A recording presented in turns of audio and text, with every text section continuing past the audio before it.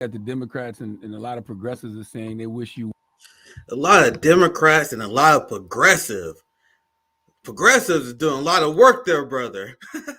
What's popping, my friends, my family? Welcome. It's been a few weeks. We're back at Nick and Nite. You know how we do. We got another banger for you.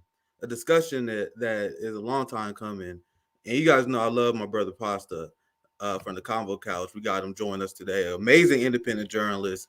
I greatly enjoy your guys' coverage, especially on Empire. I think your COVID coverage is fantastic, and that's why we come into this conversation with all love and respect. But we got some things we got to talk about. Welcome to the show, Pasta. Thanks for having me on, Nick. It's always a pleasure to be here with RBN and yourself. I remember when we had you first on the Convo Couch. It was election night. Remember that? Before Yeah. Fred Hampton left us even got started. I told people, Yeah. I said, I can spot talent. Let's get this socialist MMA guy on, and here you are now today. Yeah, you, Nico House, Fiorella, one of the first people that had the balls to platform my crazy ass. So we will always be in community because of that. And we also share a lot of very similar values. But when it comes to the issue of RFK, we had some disagreements and we clashed a few times on the timeline. This is one of the tweets that I sent out that you saw this and you're like, all right, put your dukes up. Put your dukes up, Nick. I don't want to straw man because one of the worst ways to start, and I call this a debate, it's a discussion, but it's a debate at the same time because we don't have an agreement. I know most people handle debates and does it in a pro wrestling style mode, but I think we're a gentleman here, so let's talk about this disagreement. I said this is what I said. I said, and I want to hear your opinion. I don't want to straw man anything. I said RFK Jr. and his staff has no idea how he just derailed his entire campaign because of his trash Israel and Iran takes. But I guess a bunch of right-wingers like him now, so congrats. And also, I don't know if you saw this part because I know a lot of people don't read both tweets, but I also said RFK Jr. said multiple times that he didn't want to talk about vaccines during his run for president. It's just the media keep bringing it up. And I believe the real reason RFK Jr. ran was to help to spread propaganda for the Israeli state and smear Palestinians. It's clear that's one of his main intentions. So this is what you say in response. I want to get people to understand how this came together. And we had a few of these public disagreements. And you say insane and out of touch, to say the least. As much as it sucks, and it does sucks, Americans have foreign policy way down on their priority list. Unlike COVID protocols, which your guy still hasn't addressed, it feels like you're trying to ignore the fact that Cornell hasn't even presented himself as a serious candidate by bashing RFK to cope with reality. So once again, I don't want to strawman your argument at all. That's why I want to read your tweet. So I want you to explain it with your own word. Like, what is your general issue with my analysis of RFK? Well, my analysis is not really. Listen, you're going to attack somebody with power. You're going to attack a candidate. Go ahead and do so. My issue has been not just with yourself, with several other people, one other person on your network, and a couple other people I consider to be very close friends of mine, all fam we're talking about. Even my disagreements with Fiorella, except I don't think Fiorella has really done what you guys have done. And the first time I got a little bit ticked off is because it, sense memory reminded me of when I did support Tulsi years ago, and a lot of the Bernie progressives came after us. And I think the tweet that really upset me is when you said cultist. And I was really upset by that. I said, okay, here we go again. Let's keep it nice. Let's keep it clean. We can attack a person with power all we want, but attacking their followers, that's a little bit below the belt. And I'm going to protect myself. I'm going to protect my neighbors. People use other words like fanboy and fangirl and sycophants and, the right-wingers, I guess right-wingers. Well, it's another slanted kind of comment. I think that is the big issue because at the end of the day, I really do think that we need some unity when, things come to a halt of sorts, when these barriers come up. But RFK is not going to win. The Democratic Party is not going to let him win.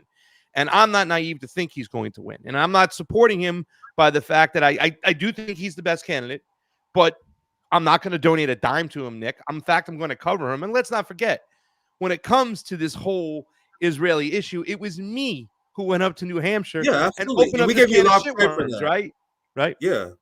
We gave you a lot of credit for that, but go ahead. So, so I do think get a little bit more allowances than other. Yes, I am throwing a fundraiser where I call him a once-in-a-lifetime candidate. I'm trying to raise monies, but I told people, whether you like him or dislike him, give me the money, get me on the ground, and let me get a microphone in front of his face, because I won't lay down, because I will, no matter what, I will ask him the tough questions. But going back to what I'm talking about, when we start attacking each other, when we start attacking our neighbors, that's where things get out of hand. And Cornel West and Chris Hedges attacked RFK. RFK has not attacked him one bit. It doesn't make sense to me why you guys are attacking RFK. He's running against Joe Biden. He's within the Democratic Party. If you don't want to support him because he's within the Democratic Party, so be it. But when he loses because he's going to get cheated, you want those people to come to you. You want those people to come over to Cornel West. And what you're doing, the behavior that you guys are portraying over here, is the exact opposite. You're pushing people away. And so that is my issue, that you guys are putting a fork in between, the unity that needs to happen, because I strongly believe that. I vision this whole situation, RFK loses because he gets cheated in the Democratic Party, and then Cornel West says, come on over here, let's rock and roll, because they built a movement. Now, I wish Cornel West would get going. My interview with Cornel West, funny, he doesn't share that interview that he had with me. He shares everybody's interview on Twitter. Mine, he doesn't share. Why? Because I really challenged him. But I didn't only just challenge him, Nick. I gave him the information that's needed for him to really go into Trump areas and get those candidates and get those people that he talked about. That was his plan. So my issue is not so much with the fact that we're going after RFK for whatever reason. I strongly disagree with you that that's why he's running, just to provide cover for Israel. He sucks on Israel, no doubt about it. I don't want to elaborate on why. Me and Firo were kind of talking about it today. But let's not forget that his father and his uncle were publicly executed. And a lot of people point to the CIA, the Mossad, the gangsters, the mafia. You know what I'm saying? So there's a little bit of different circumstances when it comes to RFK. You know what I'm saying? But the other part I have problems with is, do you guys really think that any other Democrat that's running out there is a better option than RFK? You know what I'm saying? You can support Cornel West all you want, third party, but he's driving the Democratic Party crazy right now. They're sending out emails and texts, Nick, saying, we want to get him off the ballot. They're fearful of him. You know what I'm saying? Yeah. So I'm very confused. I'm very confused by your move. And, like I said, when I do a debate or I have a discussion, there's a couple things I want to do. Number one, I want to learn something. I want to say, what does my debater or my opponent or my other, co-host or whatever it is, what is he thinking? What can I learn from him? So that's what I take from debates. And then also I try to calmly and confidently present my point of view. So that's what I'm looking to do today. I'm very confused. I'm a little bit upset too as well. I got to admit, Nick, I love you, but I was hurt when you called us cultists. You know what I'm saying? Because I thought that was wrong. Yeah, I mean, and like I said, at the end of the day, unity is needed. I think one of the most important things to do is call out the cult of personality that leading people to kind of wedge on their values. So we're supporting a Zionist Democrat now. So, and when I see people who get upset at me for criticizing RFK, a politician, that's extremely weird. It's extremely weird, Pasta. What makes us when you will admit that he's wrong on these issues. Mm-hmm. So I criticize him, and then RFK fans go after me for criticizing them. So doesn't that make them seem like cultists to you if they do that? Because imagine if you criticize AOC, and then AOC fans are like, "Oh my God, Pasta, why are you criticizing AOC?" When AOC fans do that to me, I say you guys are being cultist, because that is what, when people criticize Trump, and then Trump supporters like, "Oh my God, why are you criticizing Trump?" You're being a Trump cultist. So there are RFK fans who are having a hard time dealing with my criticisms, because there are a ton.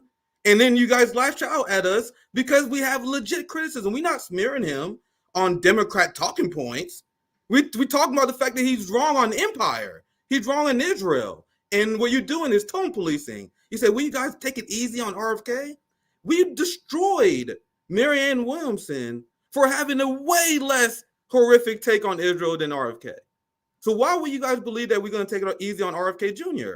And if you're someone who is so attached to a politician that you don't want to join our movement because I hurt your feelings, you're not serious in the first place. So it had nothing to do with unity. It's about speaking truth to power.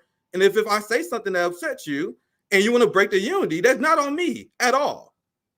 Yeah. Well, I disagree with your analysis, just because people still support him despite the Israeli issue. It is one issue. It's a big issue. It's a big issue to me. I don't like it at all.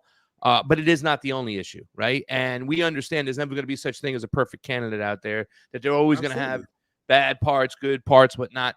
You got to do a cost-benefit analysis, whatnot. And the thing I don't see is a lot of RFK fans, and there's a lot of them, a lot of supporters, whose main sole issue is the COVID protocols. And guess what? They haven't attacked Cornell supporters the same way that he's been getting attacked. His supporters. Why should he be attacked over his COVID positions? Because this is something I legitimately don't understand. Because to me, there's only one issue that matters regarding COVID. Are you willing to force people to take the vaccine or not? Are you for mandates? Are you for lockdown? Dr. Cornell West said he was against lockdowns. He said on your show that he's against mandates. So why should we care about anything else other than that? I don't care if you take the vaccine. I don't care about your personal because you don't understand it. Because you don't understand it. And this is something I think that you got wrong in the past, and you're still getting wrong to this day. When you said COVID's over, no, it's not. And that jab is for some, and I don't want to talk too much on YouTube. I don't want to get us in trouble.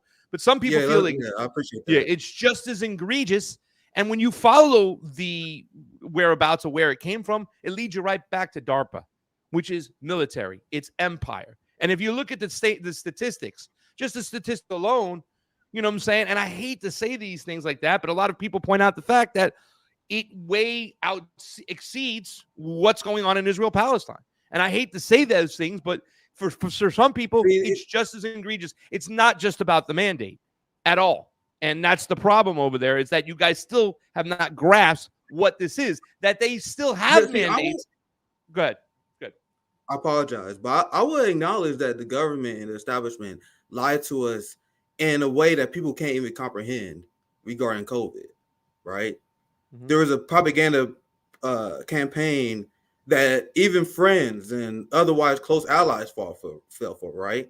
Mm-hmm. So why is there zero grace shown on your behalf for people who fell for COVID propaganda, but you want us to have grace for RFK when he's knowingly spreading lies about Israel? Like, you guys see, I don't understand why you want everyone to have grace on RFK, but you guys hammer people who are victims of COVID propaganda. The people who got COVID wrong are victims of propaganda. Dr. Cornell West wasn't in power. So when you grilled him on Dr. Fauci, he deserved to be grilled on that. But that's because he fell for propaganda. Dr. Cornell West is willing to learn. We talked about mandates on this show and why we shouldn't support it. The difference between Dr. Cornell West is he's willing to talk and learn. RFK is avoiding every single fucking left show. It's a miracle he did Jimmy regarding Israel Palestine. Sabby can't get him on. We can't get him on. No one can get him on to talk about Israel. Max can't have a conversation with them. So at least Dr. Cornell West is willing to learn. RFK is willing to be a propagandist for this. I don't agree with that at all. Dr. Cornell West did not share my interview for a reason, because he got embarrassed. He hasn't said one thing about the WEF. He hasn't said one thing about the WHO. He hasn't apologized for attacking people for saying, as he was praising the Merchant of Death, Dr. Fauci, and then saying that people didn't want to wear their masks because they didn't want to give up their freedoms, when it was completely wrong. When I told him on the show, and I told him how much that it was upsetting to me, it's because we didn't get to have a conversation about it. And Nick, I just want to make sure I keep saying this again, because I think we're getting a little bit off track. I have no problems with you going after RFK. I have a problem with you going after your neighbors for supporting him, because they're doing a cost-benefit analysis. And I would say that's a fair criticism. What's that? I would concede and say that's a fair criticism. I'm a hothead. Like, you guys. No, I know that. I know that. I'm a hothead. Yeah. And maybe I could, and I admit I could use nicer words in some situations. But I'm also a fan of shock therapy, and some RFK fans honestly upset me. I'll be on Twitter, I'll be doing my own thing. I'm not going after people. And RFK fans going after me because of my criticism. That made me upset, and that's why I use cultists. I will concede to you that that's maybe not the best thing to do. That's me reacting on my emotions. Yeah. But if you act like a cultist, what I think a lot of them was, I'm gonna call it what it is. But sorry, I apologize for cutting you off. Go ahead, Boston. No. That's my biggest issue. And I don't think the cultist, the fanboy, the sycophants, you know what I'm saying? Those type of words are helpful, comparing people to right wingers. At the end of the day, I still am desperate for, unity. And also too, as well, and we could sit here and talk about this, like who's the better candidate, and I'll still say it's RFK, because there's more things that he does. I think he has the ability to reach across the aisle where Dr. Cornell West says he's going to do it, but he hasn't done one thing. You even grilled him on the point that he keeps letting Joe Biden off the hook by calling him a neoliberal, and as opposed to Donald Trump, by calling him a neo-fascist. And I told him, I said, how do you expect to walk into Trump land? You haven't been around Trumpers, Dr. West, because they ain't going to have that. You're once again trying to justify your reasons for, remember, let's vote for Joe Biden and push him to the left, right? I mean, there are reasons we can go after Cornel West too as well. And that's something that I've had to stop myself from. You know, there's a couple people online, they would say something about RFK. And I was about to go say something about Cornel West, and I put it up and I deleted it. And I'm like, what am I doing? You can't do that because I want unity at the end of the day. And the thing about it is there are issues, and very strong issues for a lot of people on the left when it comes to Israel-Palestine. I get that. But I think at the same time, a lot of the Cornel West supporters have to understand that there's leftists like myself, there's leftists like Jimmy Dore, like Max Blumenthal, and all those people, how we feel strongly about COVID, the mandates, what it is, the whole 9 yards. It's not just about stopping the mandates. For me personally right now, you just can't be anti-mandate. You need to be anti-shot. And that's the where I'm at. And Cornel West said on my show, he took 3 shots and then stopped. Well, what happened that made you stop taking shots over there? You know what I'm saying? Did you realize something was wrong? Well, speak on it. Talk about it. He also hasn't had one public opinion, Nick. Why? It's frustrating. And I can understand how people, the criticism people were giving Jimmy, the same criticism people were giving me, is the fact that we would blow up Cornel West, but yet we would kind of be about Bobby and RFK, because RFK has expressed his opinions and we think he's wrong. With Cornel West, we're waiting for this guy to get started. Let's go. Get out there. Do some events. Talk. Reach across the aisle. You know, I know you're for censorship. I think he had a great start. I'm waiting for him to get out there. He hasn't had one public event yet. Now, his official campaign launches at the end of the month. Like he's doing a launch with the Emmett family, the Emmett Till family. And I'm still debating whether I'm going to go or not. So Dr. Cornel West is at, there's one poll that had him at 60%, even before the primary process started. He's on the Breakfast Club. Like, this is a great moment to pull people out of third-party duopoly, especially people in my community, and this is why I'm personally invested. This is my personal interest in this. This is a great opportunity to pull people out of duopoly. I don't see a lot of movement building potential in RFK Jr. campaign at all, especially since he's running as a Democrat, and he's running as a Zionist Democrat. So that's why I'm willing to criticize him on issues like Israel-Palestine, because there's no general usefulness for his campaign, because Dr. Cornel West is raising the issue on Ukraine. And there's many people raising the issue on Ukraine, and there's a lot of people on the Great Barrington Declaration who got COVID right. We don't have to listen to a guy who discredited himself completely by saying easily disprovable lies on Israel-Palestine. And when I hear these easily disprovable lies, I'm like, I can't trust you. Like, I can't trust people. And you can call out Dr. Cornel West for being weak on these issues, but I don't think he's lying. I think he was fooled. And if you want to make the argument, I think he's being naive. I think he's hiding. I think the fact that he's running in the Green Party with Chris Hedges and all these other people, maybe he's hiding right now. I mean, he finally booked Jimmy, and it's going to be what, September something, like 4 weeks out. Dr. Cornel West has not put himself in the frying pan at all either. So, I mean, I think, and here's the thing that we have to understand. We have to do a cost-benefit analysis. There are other issues that RFK is raising to a conservative base that we also agree on. Just last week, Nick, he had a whole thing about on the border, right? This whole midnight at the border. And it was obvious to me that he was reaching out to conservatives for this move, right? He was going to say, this is what's going on the border. It's a tragedy. People are dying. People are missing. The cartels are running shit, yada, yada, yada. We need to fix this place over here. And he tried to do it in his RFK way, where he went out and talked to some kids, Spanish kids, and talked Spanish to them and stuff like that. But it's definitely a move to go after the conservative base. Well, the press then got questions. I got the second question, and I don't know if you saw the answer, but I told him, Nick, I said, why are we spending so much time talking about the border? We're not talking about the causality, the cause of migration, which is this occupation, 80 bases in Latin America, murder death squads being funded by our tax dollars, turning these countries into hell, and now they come show up at our border. And also the CIA, don't they run the cartels? And he started singing, and he started talking about these things. I'm not going to let these guys use our movement for their campaign, Nick. I'm out there to use their campaign for our movement, and that's what I'm going to do. And I did it with RFK, and he's going to reach that bit. We haven't even gotten to one of his biggest points yet, which is food sovereignty. And this is something we disagree about, right? We were supposed to be talking about Medicare for all. Medicare for all is what happens on the back end. We have a sick care system that deals with symptoms only, that's controlled by Big Pharma, that's captured by the FDA, which is something else that he has fought against for quite some time. We need to talk about a healthcare system. We need to talk about getting rid of Monsanto. We need to talk about what Putin did, which is signing a law that says no GMOs in Russia. We need to sign the same laws. We are number one in chronic issues, and these are the issues. No matter what, election's not fair, whatever you feel, he's got no chance, got a chance. These issues need to be brought up, and RFK is going to bring up those issues better than anybody.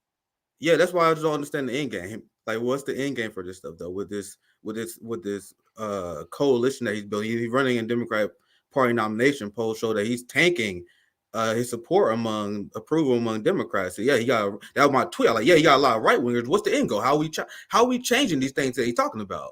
For example, he's talking about the sickness of our population, and I talk about this all the time. This is why, and I don't want to straw man you. Please correct me if I'm wrong here. That's why your criticisms of Medicare for all and single payer healthcare is extremely confusing to me, because one of the reasons why we're so sick is because we have no option to get preventive care. We have no money to get proper diet programs, mostly because we spend a ton of money on healthcare. So I don't understand why we would leave that up to the capitalist framework. Let's talk apples and apples. What bill are you interested in when it comes to Medicare for all? I actually for nationalizing the healthcare system. As is right now, though, with the way it is? It's one of the ways we can do that. And one of the reasons I supported Medicare for all, I guess that's one entryway to do that.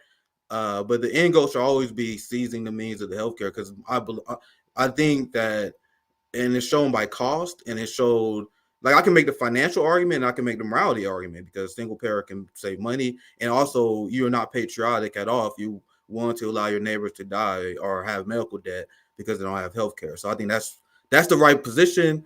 How we can get there is a legitimate debate, though. Well, let me push back against that once again, because we don't have a healthcare system. We got a sick care system, and the sick care system itself is a reason why a lot of people are sick in the first place. We have unhealthy choices out there, and here's the thing: nobody wants controlled medicine, right? If there's an avenue in which you want to take with your healthcare, you don't want to be told that you have to do this to get that, do you? And that's what our system does. That's what we have now, though. That's what we have now. No. I mean, can you imagine if everybody was in the program and stuff right now, where they have to listen to what HHS says, Health and Human Services? We kick it all down to them, because that's what these bills do. It's a complete giveaway to Big Pharma. You know what I'm saying? And I am for Big Pharma's making money now.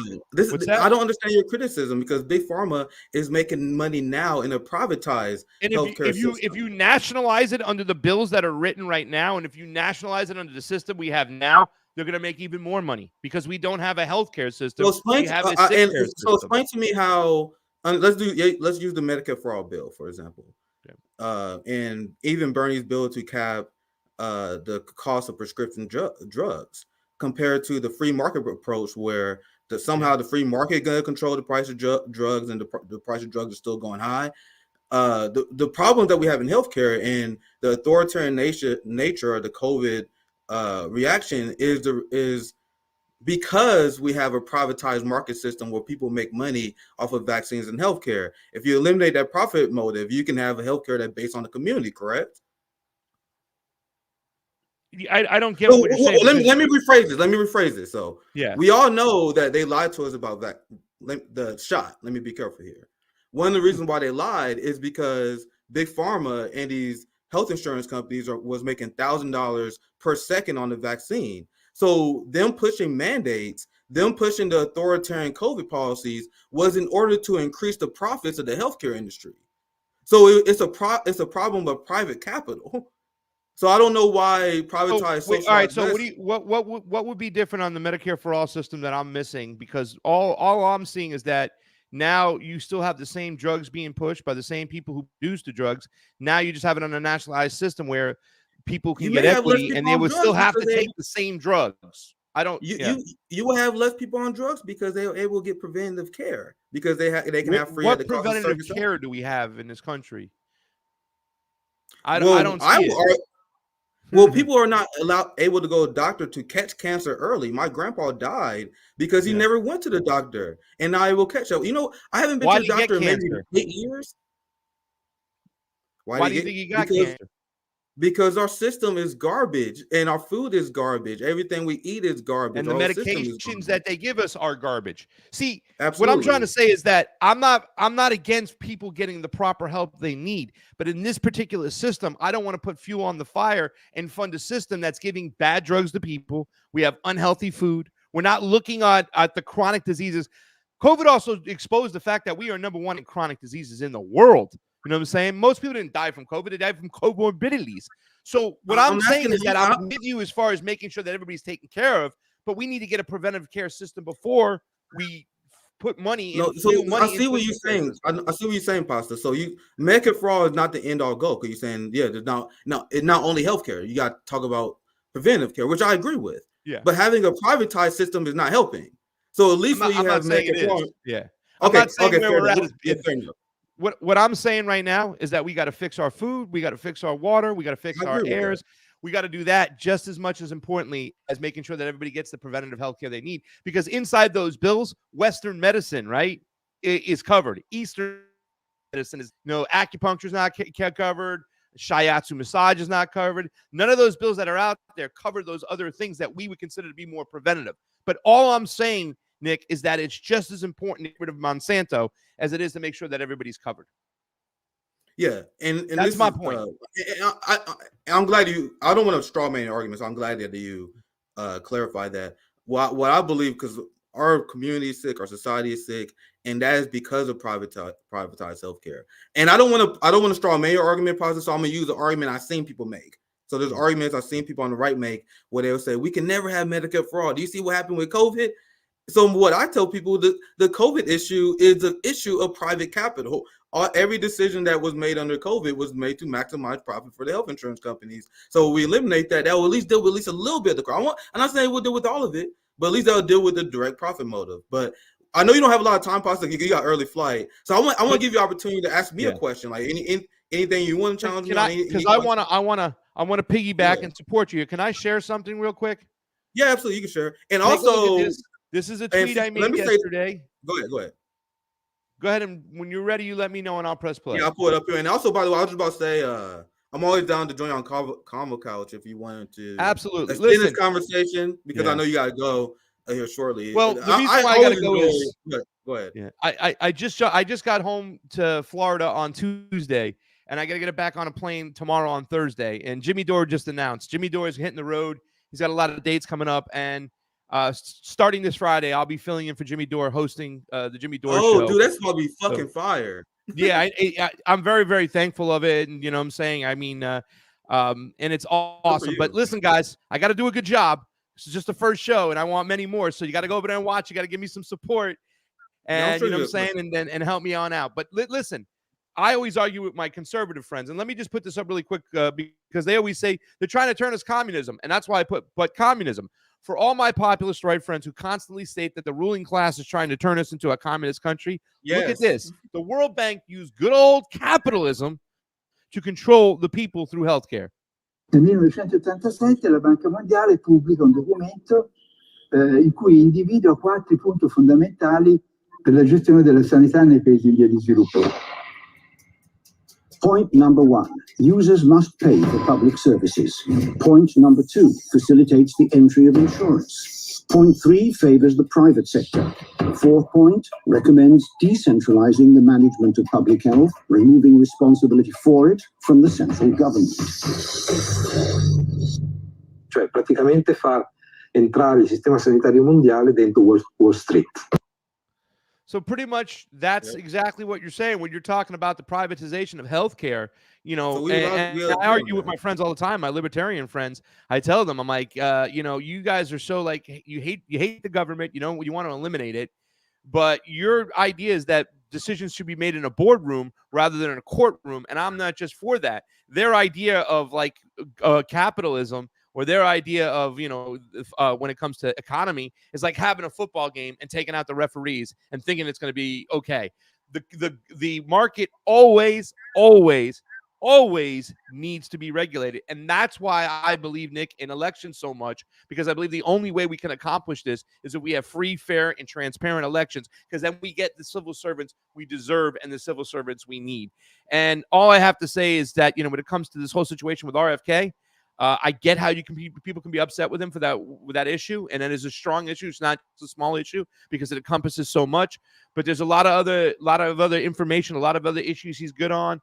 And if we can elevate the public discourse in a society, in a country where they're just comatose, Nick, everybody's sleeping. You know what I'm saying? They don't know shit about politics. The politics is doing them. But if we can elevate some of these conversations, and I think that a lot of people who do support RFK, who are mad at Cornel West for his stance on the COVID, need to relax a little bit, and vice versa the other way, as much as it hurts, because if they both come together, well, they'll complement each other, right, on the issues they're bad. And I think that's what's needed more than anything, because you know as well as I do, Joe Biden, Donald Trump, either one of them getting in, it's not going to be any better for Israel than if RFK gets in there. For whatever reason he's pandering. Everybody in this government is terrible when it comes to Israel.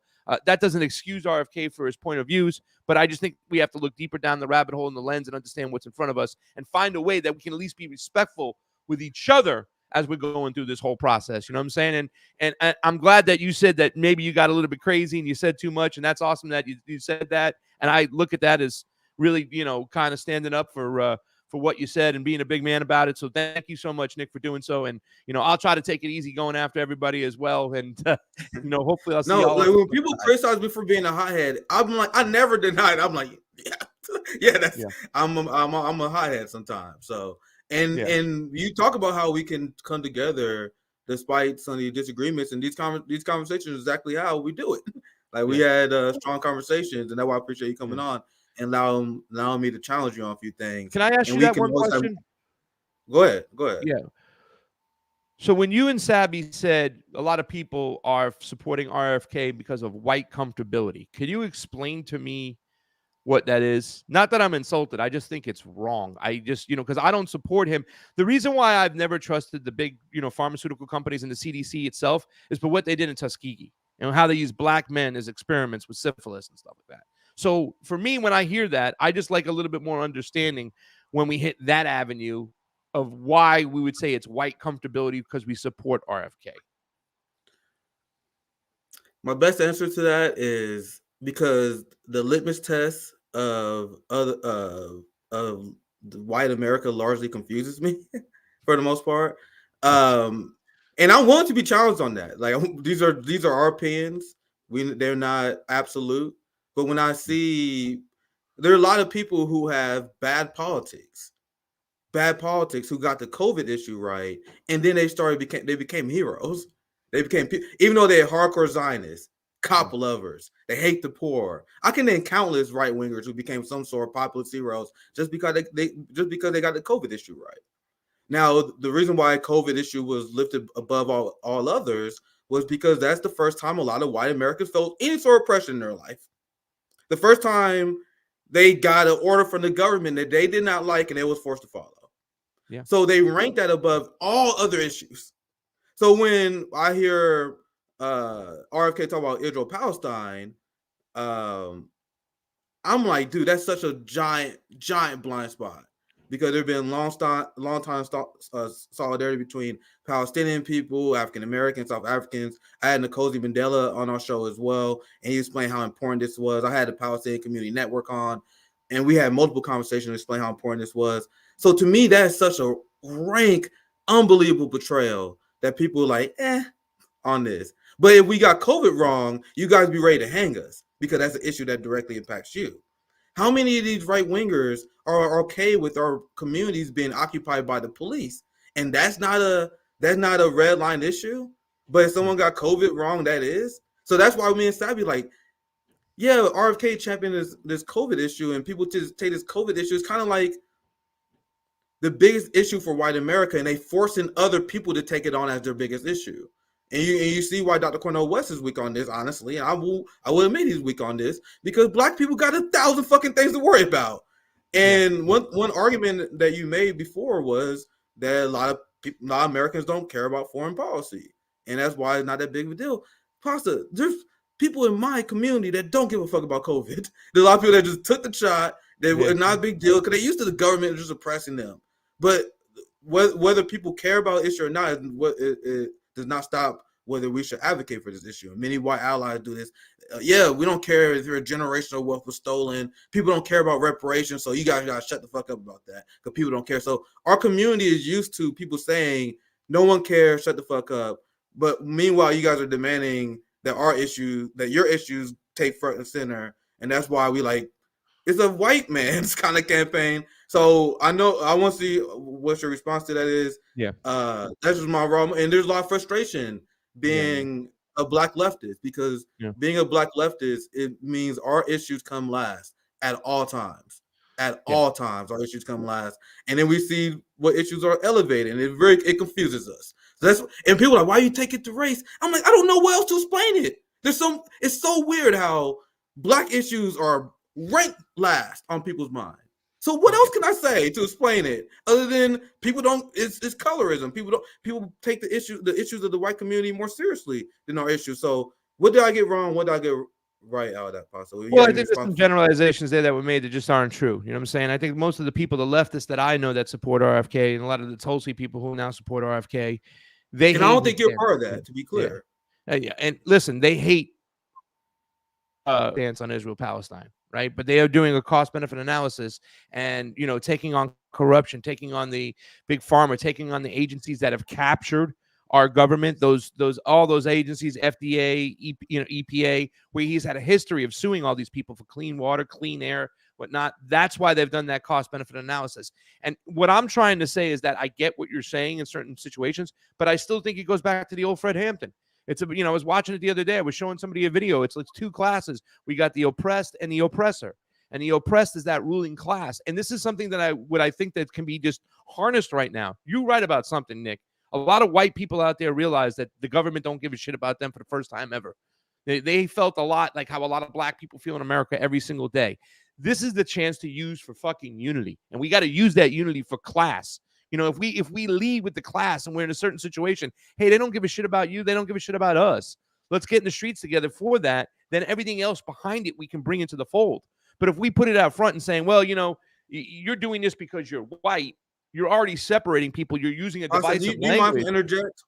What's that? Do you mind if I interject? On that point, do you mind if I interject? Because it is about class. It absolutely is about class. Yeah. That's why we are confused when poor white people fight us on issues that would actually benefit them too. And so when but that's not all white people, right? You know that way. It's not all white people. We ain't. I gotta tell you this now, Nick. Breaking news. We ain't got meetings, right? White people meet. We don't have that shit. You know what I'm saying? That's fair. We think differently, just like black people think differently. But go ahead. That's fair, but it's a fact that when you look at polling, 80% of white people are opposed to reparations. And I'm asking you guys this question. They don't understand. Why should a poor white person be opposed to reparations? Because I'll tell you why. Are we class allies or not? I'll tell you why. So poor white people are like, we don't care that your guys' labor value was stolen. We don't care that you guys are screwed out in the financial system. It's not sold like that, though. You're selling it properly. You guys, it's a labor issue. No. Well, here's the thing. You sell it properly, right? And I was against it at one point because I thought that reparations were for the punishment, of white people, what they did to black people. And I said, well, that's kind of messed up. Why do I have to be responsible for somebody who was born a long time ago? No, you sold it the right way. It's a labor issue. American descendants of slaves didn't get paid for the labor they did building this fucking country. Cut the check. But if you sell it that way, that's okay. But what does the mainstream media do? They sell it the other way. White people, you got to pay Marianne Williamson way. And that's the divisive way. I'm for reparations the way you are for reparations, not for the way Marianne Williamson's is. It's a dead hold. Yeah. It's a dead and you're absolutely right. You're absolutely right. And if we sell that right, then we can fucking make things right. I believe. And I think I think the reparation movement made a lot of progress on this. There are a lot of adults people I don't agree with on a lot of issues, but I love how they make it about a dead old. And I actually made the argument, and I can make it. There's so many issues where this parallels to, where you had the Democrats who take a left issue and they fuck the messaging up. That's literally what they were designed to do. The whole thing is it's a dead old. It has literally nothing to do with you guys. If you're poor and white, none of your money is gonna be paid for this reparations anyway. And I could make the argument, and many reparations people make the argument that it would help the economy. If you got a white business and you're in the black community and they get reparations, where's that money going? Yeah, within the community. Do you guys know how markets work? If you inject the black community with a ton of cash, poor working white class people will benefit. And possibly, believe it or not, there are a lot of reparation activists that hate when I make that argument because they say that it had nothing to do with it, whether white people benefit or not. And they're true. When they criticize me for saying that, they say, well, why are you even saying that? It doesn't matter if white people benefit or not. And that's true. But that's why it's even more perplexing to me when we all know that if we get reparations, it will benefit poor white people too, white business owners as well, and they still oppose it. They still oppose it because they have anti-blackness. That's the only explanation I come up with. There's no reason. There's no financial reason. There's no class reason to be against it. They benefit from it. Go ahead, Pastor. Go ahead. Yeah, it's not about anti-blackness. It feels that they shouldn't have to be paying for somebody else that looks like them 5 generations ago did. They weren't around for it. That's how they feel. But that's because they put the talking heads on TV and they sell it this way. It's about America's greatest sin. It's not sold about a debt owed, about labor. It's a labor issue. And here's the thing, Nick, American descendants of slave, some people are going to look like me nowadays, that we can find that bloodline, that lineage line, whatnot, and those people, you know what I'm saying? So that's why I said it's mostly going to be people who look like you, but it's for American descendants of slaves. But at the same time, too, right, we hear all these mouthpieces on the other side where I think a lot of people say, well, people in the black community, their voices is gone. Is like, I'm the oppressor and you're the oppressed. That is not the case. It's what Fred Hampton said. That ruling class. And that's what we got going on. And that's what a lot of people realize when it came to the COVID-19. There's a small percentage, 0.0001% of the people out there are the ruling class. They've had all the resources for a long time. They've had all the power at the same time. And here's the thing. This is something I think that a lot of people haven't realized is that when it came to COVID, whitey's got to go too. And people couldn't grasp the fact that it wasn't just a race thing. No, whitey's got to go too because white people are the most listening to their doctors, right? Like, sure, doctor, whatever you say. With black people are the most hesitant. So people have to grasp that thing that whitey had to go too. And if we can fucking just put this shit together, we can make things work. I hate RFK's stance on fucking Israel-Palestine. Yeah. But there are other issues out there. There are other voices. There's other discussions he's going to bring to the table. There's other discussions that Cornel West is going to bring to the table. And we got to use these discussions right here to benefit our movement, not let them use our movement to benefit them. And that's what I plan on doing. Yeah. And the reason why we even had a conversation about reparations, to bring it back to the original point, was my question is, what is unity? What does that even mean?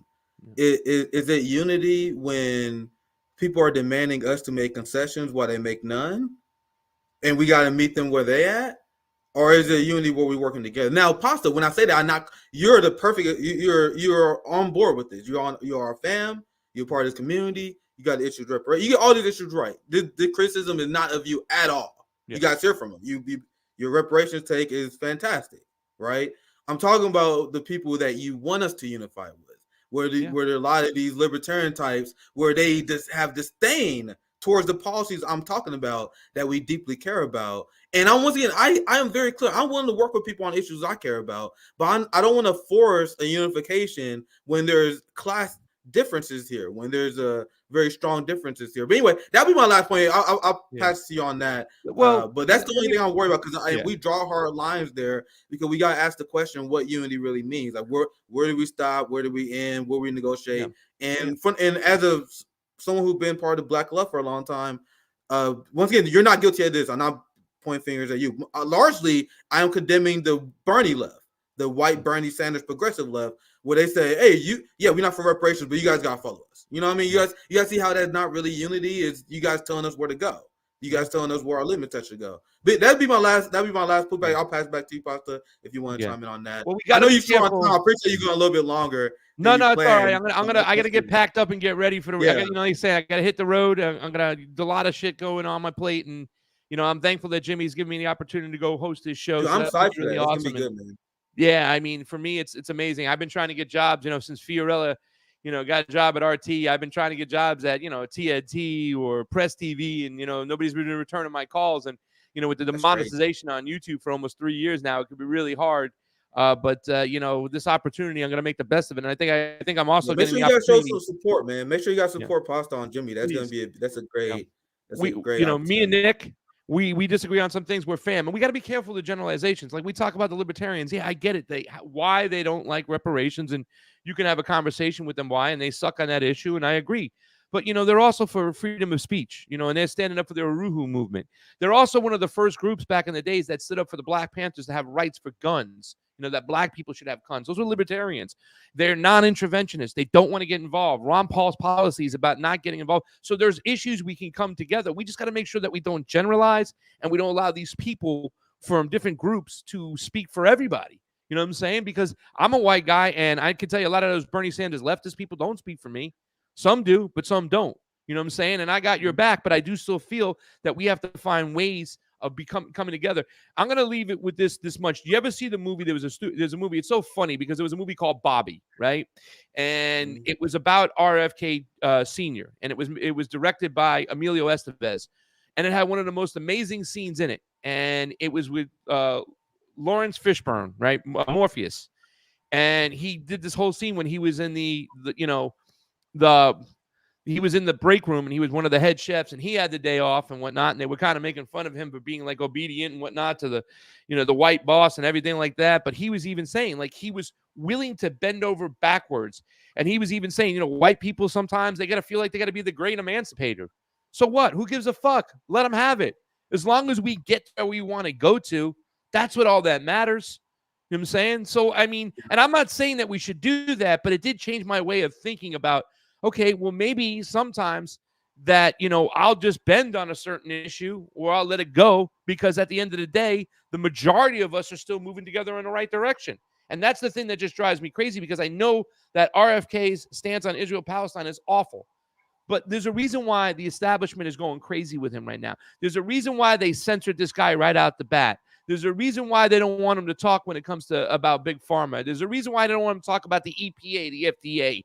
And at the end of the day, there's more alignments with the Cornel West people there are than that difference that we hate so much. And I hate that difference too as well, Nick. But that's all I have to say. And I hope that we can find a way to work together. Yeah.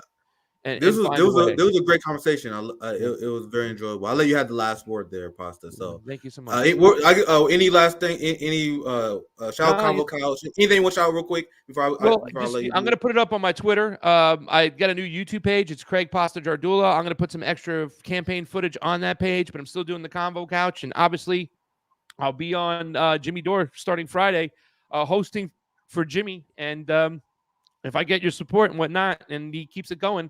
It's going to be pretty awesome. I'm very excited for the opportunity, and thank you for letting me come on and talk to you, Nick. I love you. I love everybody. RBN. I love Sabby, Rome, Compton, JB Font. Love you guys all. Love you so much. So let's find a way we can be nicer to each other and make this shit happen. At the end of the day, as long as we bring up the issues, and you know what I'm saying, that we have to have some. Our RFK sucks on reparations, by the way, too, as well, right? You know what I'm saying? So he's better on affirmative action, and he sucks on reparations. So it's like okay. So we got to educate and keep talking. That's it. Yeah, well said, my friend. Thank you for coming on. Good luck with Jimmy, and have a safe flight. Have a good one, my Definitely. friend. See you soon. So let's get into super chats real quick. That was a great conversation. That's how I like to have it. And props to Pasta for being one of the very few people to have the balls who have a disagreement with me because I do this all the time. There was Keith Overman. Keith Overman responded to me. All these people always yapping their jaws. All these people always talking tough. Then I'm like, dude, you want to have a conversation about this shit or not? They never do.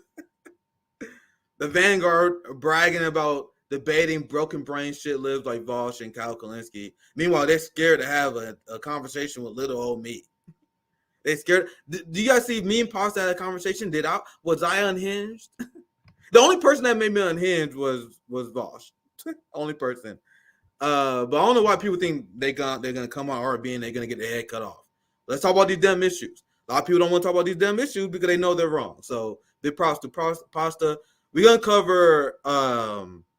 You have France that the Nigerian government, the junta, the military junta, is accusing of launching attacks. So it's already starting, and we're gonna cover some more cope regarding the Ukraine counteroffensive failing. I told you guys, I'm gonna greatly enjoy this. I'm gonna greatly enjoy these news people who completely destroyed their credibility over the last few months, telling people that Ukraine was winning, that the counteroffensive is doing well. Now the counteroffensive is such a disaster now that Anderson Cooper is forced to bring on military generals to explain why they was wrong about this. So we're gonna cover that here soon. That'd be the last two things we quickly cover before we sign off today.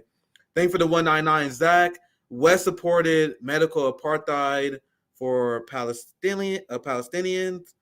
Not sure the information behind that, but thank you for the 199, Zach. RFK Jr. needs to get with West and bring him up to speed. So when you say he supported medical apartheid, like I heard him say with Pasta that he don't support mandates, he don't support lockdowns. So I'm still extremely confused about the criticisms of Dr. West on COVID. I'm legitimately him. He got Dr. Fauci grossly wrong because he praised Dr. Fauci, right? But that's because he fell for the propaganda. That's not an actual policy position he's going to take. The policy position he's for is against COVID mandates and against lockdowns. So I don't know. I'm legitimately confused. I'm interested in hearing you guys' criticism. I just don't get it. Thank you for the $5, Eric. Oh, Jesus Christ. Y'all did see it. I'm going to show you guys this clip since Eric brought up. So Jimmy Dore, and I'm going to save this segment for when we do Nick and CJ probably tomorrow. I wasn't planning on going live tomorrow, but I know CJ is going to cover this. Jimmy Dore absolutely fucking dismantled Marianne Williamson. Jimmy just fucking ruined her.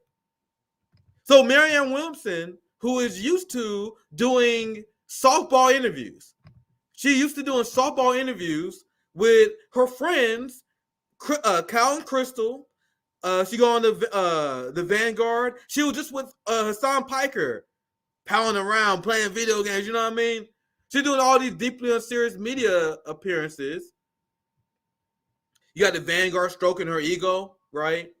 All these people who are access journalists who refuse to ask Marianne Williamson a hard question. You had clowns like the Vanguard. You had clown networks like Breaking Points that they're interviewing a presidential candidate, but they don't ask her about Ukraine. They don't grill her about Ukraine. That's absolutely absurd for you to do that. So let's play this clip. This shit is glorious. This is the only clip we're going to play right now just to get you guys caught up. We're going to do a full segment breakdown on the Nick and CJ show tomorrow on this. So make sure you guys don't miss that. I cannot wait to break this down with CJ. Because you guys see CJ already with the clips. See, I'm mad I missed the entire interview. I seen a few clips on Twitter. The few clips I seen on Twitter, this shit is already horrible for Marianne Williamson. This shit is absolute worst case scenario. And I was talking to Steph before, and then we was like, we had no idea why she would agree to do this. Steph Simrano, why would Marianne Williamson agree to go on Jimmy Dore's show? It's beyond me. Now let's listen to this. I'm not gonna add too much commentary on it yet because I want to save it for the longer segment tomorrow. I cannot wait to watch this in full. Only seen this in another clip. Let's check this out. The propaganda that goes along with it, because this was provoked by NATO. There's no point to even have NATO. I mean, this is really disappointing.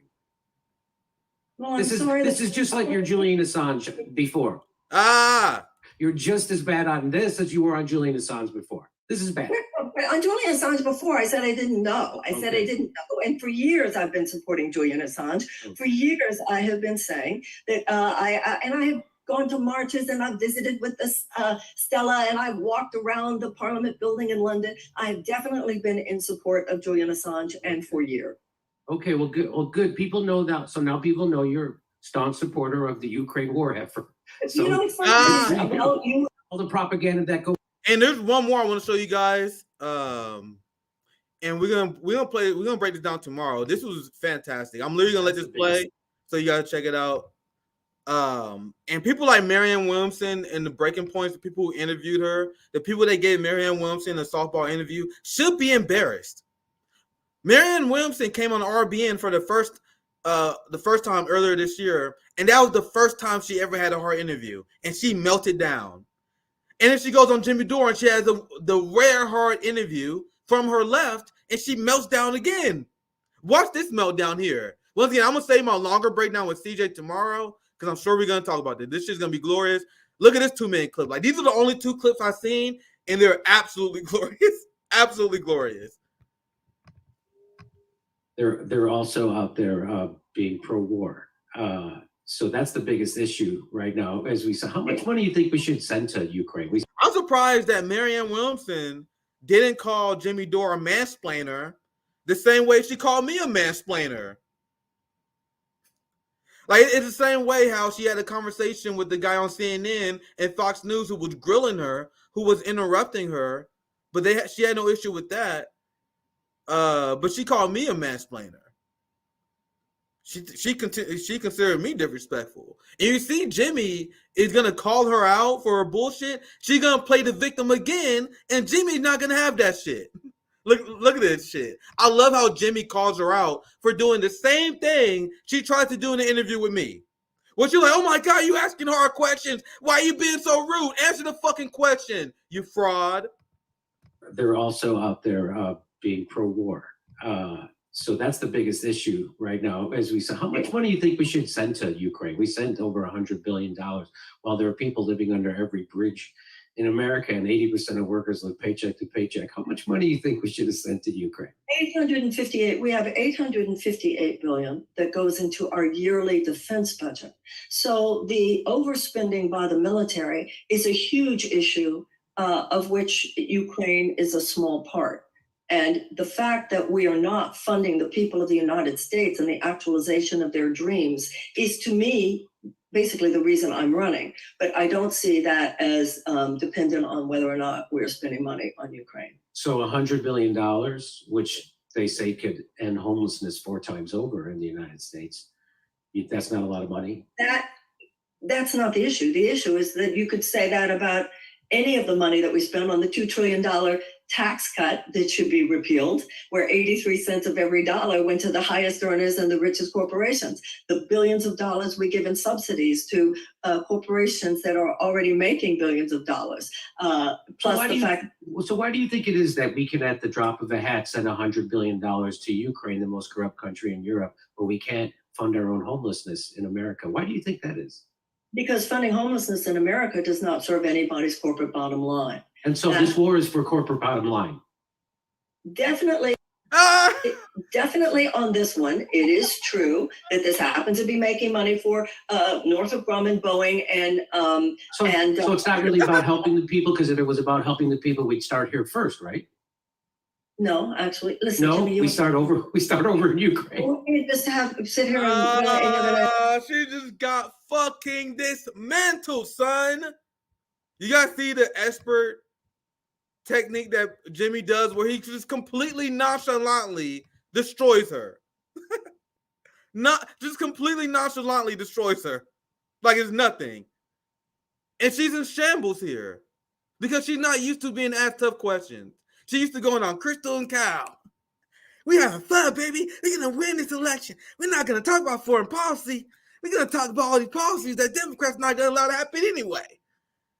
Then she goes on RBN and Jimmy Dore and gets absolutely fucking rolled.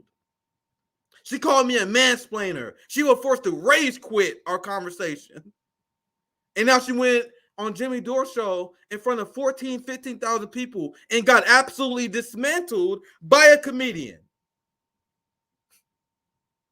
This is the person that Zach, that Kyle, that Crystal, and many of these dumbass Marianne Williamson supporters believe is the next Bernie Sanders. Jimmy just casually rolled her ass up and smoked her. Anyway, I'll play that last part again. I want you guys to see that checkmate, and then I'll end this segment. Because trust me, make sure you guys tune in tomorrow. Me and CJ is definitely going to cover this. Like, cause CJ clipping this shit, posting it everywhere. I only seen the 2 clips I've shown you guys. Unfortunately, I missed the live stream. So I'm gonna watch. Let's see the checkmate again, and we move on to the Niger story. So why do you think it is that we can, at the drop of a hat, send $100 billion to Ukraine, the most corrupt country in Europe, but we can't fund our own homelessness in America? Why do you think that is? Because funding homelessness in America does not serve anybody's corporate bottom line. And so this war is for corporate bottom line. definitely on this one, it is true that this happens to be making money for Northrop Grumman, Boeing, and So it's not really about helping the people, because if it was about helping the people, we'd start here first, right? no, actually, listen, No, Jimmy, we start over in you Ukraine. want me just to sit here and really, and you're gonna. I'm sorry I gave you a tough question. Now try to answer it.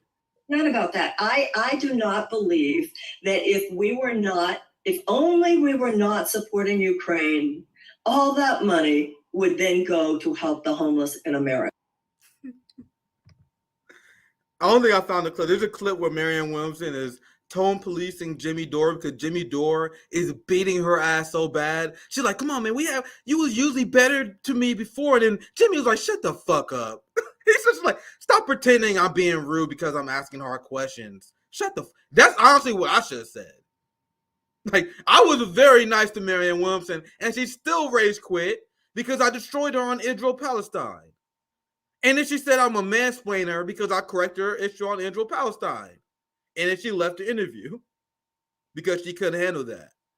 So and you're going to see tomorrow when we play more clips, she's like, "Come on, Jamie, why are you being like that?" And Jimmy's like, "Shut the fuck up. I'm not being like that for you." Let me see if I can find that clip. Damn, Matt, I don't have it. Once again, this is breaking. This just happened literally like an hour. Also out there. I can't wait to cover. I legitimately can't wait to cover this tomorrow with CJ. I want to see. I wonder if I can find that. Oh well. He literally ended her. I can't wait to see how. I can't wait to see how the people with Jimmy Dore derangement syndrome who like Marianne Williamson. I can't wait to see how they react to this. You already know that Kyle Kalinske is gonna have a video tomorrow and say Marianne Williamson destroyed Jimmy Dore. Or maybe now I think the smart thing is not to cover it. I think that's a smart thing. That they're probably gonna do that because I think that's too absurd. I think it's too absurd to do that. All right, let's go to the Niger story. So this is an ongoing coverage of Niger. You had the Western coalition after the military junta that overthrew the Western-backed corrupt government of Niger. They pretty much gave them a deadline that expired about 2 days ago to give the government back to their to the former president. Now shit is getting real. We just have Victoria Nuland that was spotted in Niger. And I told you guys, when Victoria Nuland shows up in your country, shit is about to get real. Now you have the Niger coup leaders that accuse the French forces. So the Nigerian government accuses the French forces. You guys see how they throw coup leaders there, which is they are the new government now. They're just small propaganda stuff they do. Niger government accused French forces of destabilizing the country. Coup leaders say French forces free captured terrorists and breached they breached their airspace ban and they freed captured terrorists. And you have France that denied all the allegations. So you have the Nigerian government as one of the people that the attack is already starting. The attack is already starting. Now, considering the history of France, considering the position that the Nigerian government is in right now, I have no reason to believe France and no reason to disbelieve the coup leaders here. France has a lot to lose in this war, and there's no doubt that France is not going to allow this coup to happen without some sort of military escalation. You already had Joe Biden that's occupying Niger illegally, just like the same way he occupying Syria. This is a great breakdown from George Galloway on the situation in Niger and France. And this is what he said: Niger is required to keep 50% of its foreign currency in a French bank. They have none of their own in gold or uranium, while their products have made France wealthy. So let's watch this clip. Africa, Francophone Africa, their currency is the French franc. They are required to keep 50% of their foreign currency reserves in the bank in France. They have themselves no gold, no uranium, very little electricity, very little economic development in Niger. But their product has made possible the wealth of the people of France, the country, the state, of France and many other places. So that's what imperialism is: going to other people's countries, stealing their things, putting lipstick on it if you can, and calling the other fellows exactly what you are yourself. The Alexander the Great story I told on Wednesday. How dare you terrorize these waters as a thief? And the thief answers, how dare you terrorize the whole world and call yourself an emperor? Very powerful stuff. And here's another video from this is not a long segment. I just want to share the latest happenings. And once again, at this point, it's a he said, she said thing between France and Niger, where Niger is claiming that France is destabilizing their country. Now, considering the history of France, considering the situation as we know it, I definitely am more inclined to believe in Niger. We will see. Either way, they're just beginning. This is my brother, Nico House. Nico House is too powerful. Nico and House Power. You guys see my short videos I've been making. Nico is the OG at these short videos. He's the one who taught me how to do the videos I'm making now. Much love to Nico House. So let's play the video. This is not a drill. The Niger junta has said that the French armed forces have attacked Niger's National Guard and violated their no-fly zone ordinance. Now, France has denied all of these accusations. I mean, I'm not gonna lie, I don't really fucking believe them, but they denied it. Now, a few days ago, I did a video specifically detailing why France has the most to lose if Niger's coup was to stay in place. And I said that they would be the ones to attack. And if what the junta is claiming is true, then France literally just said, fuck ECOWAS, fuck international borders, fuck international law. We're going to invade because our country literally cannot survive without stealing uranium from Niger. Now, some were claiming that this was merely just another coup in Africa and it will be quelled just like all the other coups.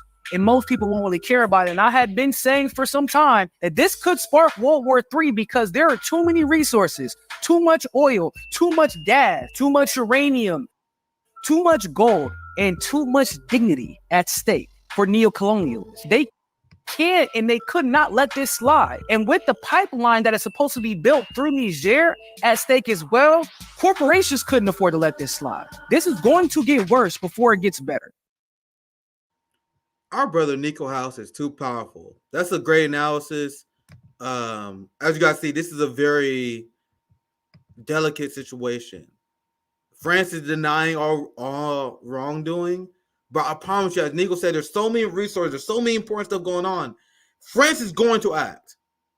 The Biden administration already hinted that they're going to act. So we got to keep the eyes on these people. And as people who live in the empire, we got to call them out like our brother Nico House is doing. Now, I'm going to show you guys the Western rules-based order that we are currently fighting for in Ukraine. Now, there's the Ukrainian counteroffensive that is failing to spectacular degree. And we're going to cover another COPE segment from CNN about this. But they say we got to spend billions and billions and billions of dollars to fight Ukraine in order to uphold this international rules-based order that we established. This rules-based order where France is attacking Niger, where the United States is illegally occupying Niger, where Israel is bombing the capital of Syria every week. They're occupying Syria. There's a genocide of Palestinian people. There's a genocide in Yemen that was supported by the West. This is the rules-based order. You guys understand? Operation Condor, where we send military to kill and torture socialists and communists in Latin America. That is the rules-based order. That's why it does not serve anyone's interest, especially if you're black, brown, disenfranchised on the left, to support the West, NATO, and this rules-based order that destroys our quality of life, that destroys the victims of imperialism. So I'm going to show you guys just some examples of this rules-based order to wrap up this Niger segment. You had Biden that stole billions of funds from Afghanistan. So I'll read his list here, and I'll show you the receipt. Actually, I can do both here. So he said the UK has seized Venezuelan gold reserves. France holds 50% of Niger currency. The United States has seized $7 billion of Afghanistan reserves. The United States has freezed $30 billion of Libyan reserves. The United States seized Iraqi gold reserves. So they just seized and pillage these countries, and they say they are doing it in order to protect democracy. Does this sound like the rules-based order to you guys? Does this sound like something that is worth fighting and provoking a nuclear war for? People accuse me of just having politics that is just simply is the United States is bad. And it essentially is, because the United States is the biggest obstacle to world peace. The United States and their allies are the one who is making poor countries poorer. They are the ones who rob the wealth of Africa, the United States and their Western allies. There's not one goddamn Russian flag in Africa. There is no Russian African imperialism. That's why Africa is embracing Russia. And then West is like, oh my God, why is African countries falling for Russian propaganda? But that's what they say. Well, maybe because Putin and Russia doesn't have a history of colonial genocide. Like Belgium, like France, like the UK and US many did. So this is what they write. Here, let me take this off. How the Russian propaganda machine works in Africa. Those goddamn dumb Africans falling for Putin propaganda. Here from the BBC, Russia in Africa, how disinformation operations target the continent. Those dumb Africans, those dumb blacks being tricked by the Russians, the same way those dumb blacks were tricked by the Chinese. You guys see how there's always an element of racism there? What's confusing about the fact that Russia don't have a dog in the race in Ukraine at all? In fact, they have reasons to resist the rules-based order. So you have Anthony Blinken go on CNN. Many people go on CNN. We're about to show you an example of that here soon. A lot of people go on CNN and say, this is why we got to fight Russia and Ukraine. We got to fight to establish the rules-based Western order. They want to destroy that. The African countries do not want Western rules-based order because we've seen the result of that. So if you are telling the entire world that we got to fight Russia to break this system that is destroying Africa, of course Africa is going to side with Russia. They know what's in their best interest. So let's get just a few more super chats. I'm going to show you this crazy CNN video where they are coping over the failed counteroffensive. Thank you for the $10. Great discussion tonight. I feel Pasta's defense of RFK falls flat to me because RFK isn't misinformed about Israel. He's a straight up propagandist liar. That's exactly what I'm saying. That means more. He can obviously be bought. And that's why you guys don't understand the difference between Marianne Williamson and Pasta on this issue is that Marianne Williamson pretends to be on the right side of this issue. She pretends to be a progressive on Israel-Palestine, but she still supports the existence of the Israeli state and their offensive operations. She supports still arming them. She supports the Iron Dome, which is an offensive mechanism. So even though she sounds good on Palestine, she has very big flaws. RFK doesn't even do the head fake. You have RFK that goes on multiple platforms to smear the Palestinian people as savages and terrorists. These people are illegally occupied. They are victims of settler colonialism. They are victims of a violent, oppressive state that dehumanized them. But RFK wants you to believe that these people are subhuman scum because they have the audacity to resist the Israeli apartheid regime. What RFK does is disgusting to the highest degree. That's why I said in the beginning of our debate, and Pasta didn't agree, he's running this campaign to smear Palestinians. Like, no, for real, guys, how many interviews did RFK have? How many interviews has he done where he said, guys, I'm not even trying to run on this vaccine shit.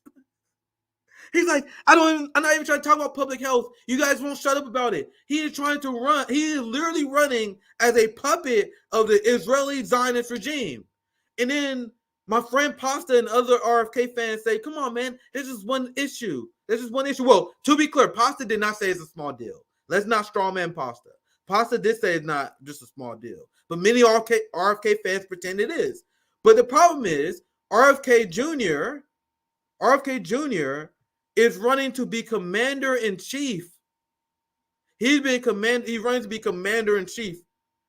So his decisions and his position on Israel-Palestine is of the utmost importance because he's going to be one that signs the checks. He's the one who's directly meeting with the Israeli leaders. He's the head of the executive branch. So that is the issue. It would be one thing if he was running as a member of Congress and he was bad on Israel, because you can say, well, at least he's 1 out of 400 bad votes, right? But you cannot get the Israel-Palestine issue wrong when you're running to be commander-in-chief. You cannot get the issue of Iran wrong like he did because he's a puppet of Israel. He want to double down on Trump's and Biden's hardline Iran policies. You guys know that? He's the commander-in-chief. That's extremely important. Let's get to the next few. Appreciate the super chat, Zach. Thank you for the 499. Correct. I mentioned the cost of West falling victim to propaganda.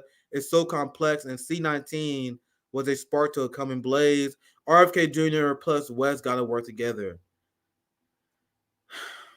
Pasta said that too. And I think that would be a beautiful thing. But how do you reconcile the difference between Dr. Cornel West, Dr. Cornel West was essentially kicked out and fired and denied tenureship from Harvard. He wasn't fired. He was denied tenure and he quit because of his position on Palestine. Like, Dr. Cornel West sacrificed a lot because of his position on Palestine. So how does that unity happen when RFK is so aggressively wrong? So when you guys say this, I'm like, yeah, that's a beautiful idea on paper. But how does it work? How does it work considering RFK is not for Dr. Cornel West, one of his senator's policies, Medicare for all? Right? There's too many issues. And I want RFK and his fans to address these things. But it seems like he's fighting it. He's fighting it because he don't want to have a conversation with Max Blumenthal. He's fighting because he don't want to have a debate with Dr. Cornel West, which me and Aaron Good have been trying our best to set up, and I know he got the invite. Let's continue. Thank you for the $10, Derek. The problem I have with RFK Jr. is that he states that he's against censorship, but the issues on Israel is one of the most censored things to cover. That's one of the reasons I can't support him. What is his position on BDS? Will he support the government crack down on people who support BDS because it's anti-Semitic? He says when you get to boycotting Israel, that's when you veer into anti-Semitic territory.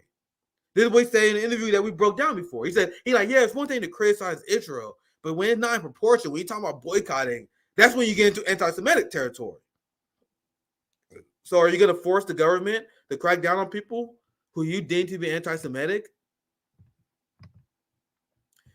Bruh, RFK Jr. sat in a room full of black people and said he wasn't for reparations. Black America is always required to ditch our issues for unity. Now, do you guys see my problem with this issue of unity? Bernie Sanders people were demanding that we have unity. The same way that RFK people were demanding that we have unity. Fuck unity. Give me solidarity. I repeat, fuck unity. Give me solidarity. So if you are for solidarity, you supported my issues. You supported our struggle because you understand they're connected. But if you're against reparations, you're demanding unity because you're demanding unity. You're demanding me to drop my position for the sake of unity.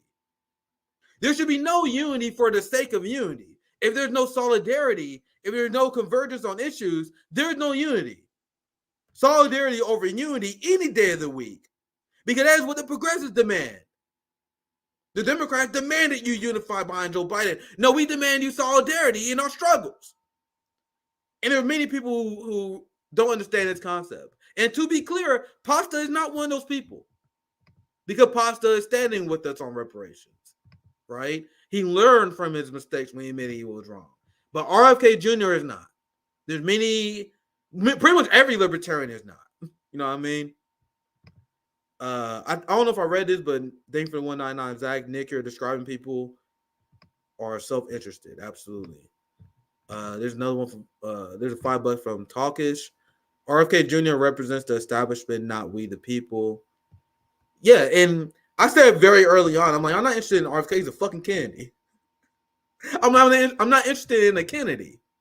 And then people say, "Oh man, Nick, that's not fair. You're gonna discredit him because he's a Kennedy." Yes, because his horrible position on Israel-Palestine is because he's a Kennedy. He feels like he has to defend Israel because that was his Kennedy family project. His interest will always be with the Kennedy class project. He refused to budge on Israel because of his name, and because of that, that's why I said I'm not going to support him because of that. Because his family dynasty is going to negatively influence him on many issues. Like his rabid anti-communism, which JFK was guilty of, right? We got a few more here. Thanks for $5, Eric. We will never solve any of our issues until we first defeat and dismantle the U.S. empire. Until we all understand that and unite to end empire, we will fail. Absolutely. I've seen this one coming on. I've seen two more that came in real quick, so I'll read those. RFK Jr. is not only getting Israel-Palestine wrong. What RFK Jr. said about Palestinians is 110% racist and could not have been said to other nationalities. Yeah, his statements literally made me view him completely different as a person. Like, you guys understand? Like, everything he says about anything, I question now. After seeing his double down Zionist approach recently. It's really disgusting, the smear campaign he's running on Palestine. Thanks for the 499 Joe. Hey, Nick, have you ever considered going on Modern Day Debate Channel? I know you're looking for more debates. I have no idea what that is. They never reached out to me. So none of these debate channels reached out to me. I had a debate with Destiny. We debated over whether America is a fascist country or not. You guys can check it out on our channel. And he was like, man, yeah, your point of view is very interesting. I'll make sure I hit you up for future debates. Look at the video. He literally says that. Destiny was like, fuck that. He literally says, I'll hit you up for future debates. Never hits me up. The Hill, after I debated Robbie and destroyed Robbie, they're like, oh, we make sure we invite you back so we can have more engaging discourse. And the Hill never invited us back. Well, he never invited me back after I destroyed Robbie on Venezuela and on communism and on capitalism, right? So I'm here. I be asking for debates. People don't take them. That's why Pasta is a real one for taking a conversation that I definitely framed as a debate. So Pasta is a real one. So anyway, let's get to this last video real quick before we sign off. We covered this on Nick and CJ. The Western media. Oh shit, wrong one. The Western media reacting to something they cannot deny anymore. The Ukrainian counteroffensive has completely failed.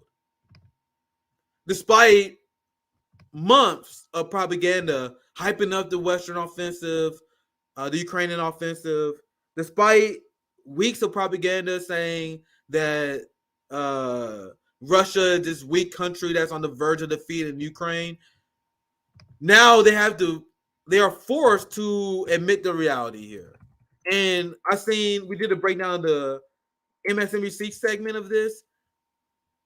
No, there was another CNN segment on this. This is Anderson Cooper reacting to this. So this is what they're reacting to. So this is the article that came out yesterday at CNN. And there was another one that came out. Was it Business Insider? I forgot who else reported on this. But CNN been reporting on this because they have to, because Ukrainians are getting slaughtered. 40,000 dead in a few weeks. And that's a low estimate, and it's counteroffensive. And they only got 100 square kilometers. It's a absolute disaster. Literally exactly what we was warning people about way before the counteroffensive happened. For real. This is why RBN grows, because our credibility.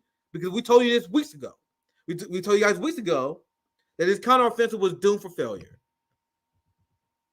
So now these people got to come on TV and they got to explain to their audience why they lied and bullshitted to them for so long. So this is going to be greatly enjoyable.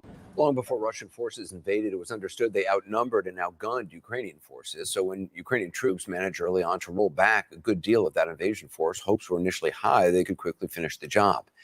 It's not worked out that way. And now, new reporting tonight that there's growing concern among Western allies about Ukraine's counteroffensive and its fate. In a moment, we'll talk to a retired three-star general for his take. But first, the exclusive reporting from CNN's Jim Sciutto, who joins us now. So what are you hearing from your sources about what they believe Ukraine's prospects are right now? A markedly negative turn, Anderson, and these are sources I've been speaking to since the start of the counteroffensive, but even going back to the start of the war. And expectations of this counteroffensive were quite high, going back just a few weeks ago. But in recent weeks, as Ukrainian forces have encountered really intense Russian defenses in the east and the south, 3 lines of defensive lines, defensive belts, as they're known, with trenches, as you're seeing there, tens of thousands of mines. Ukrainian forces have not proven able to break through those lines. They've encountered staggering losses, I'm told, both in terms of killed in action and wounded in action. And Ukrainian commanders, in response to that, understandably have pulled back some of those units to That's a very rare admission that on CNN.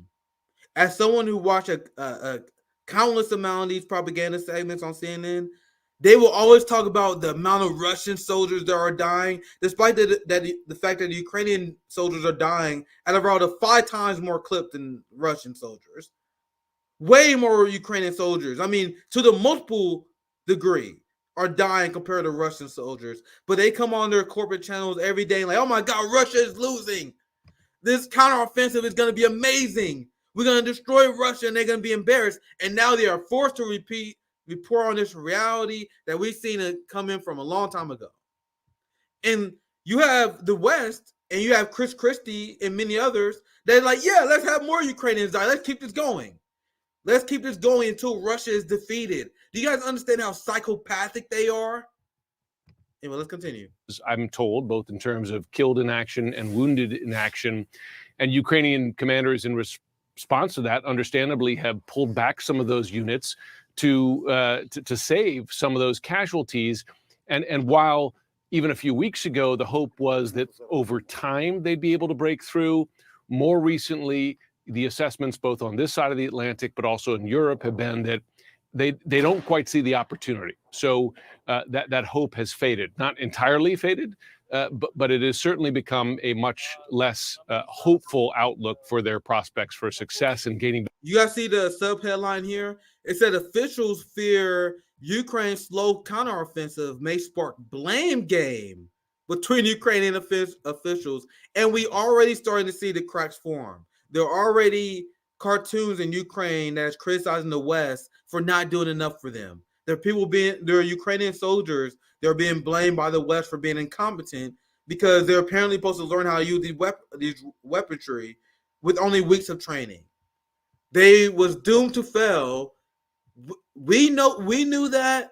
The corporate media knew that. And what's even more disgusting is that the NATO left, Bernie Sanders and Marianne Williamson knows this.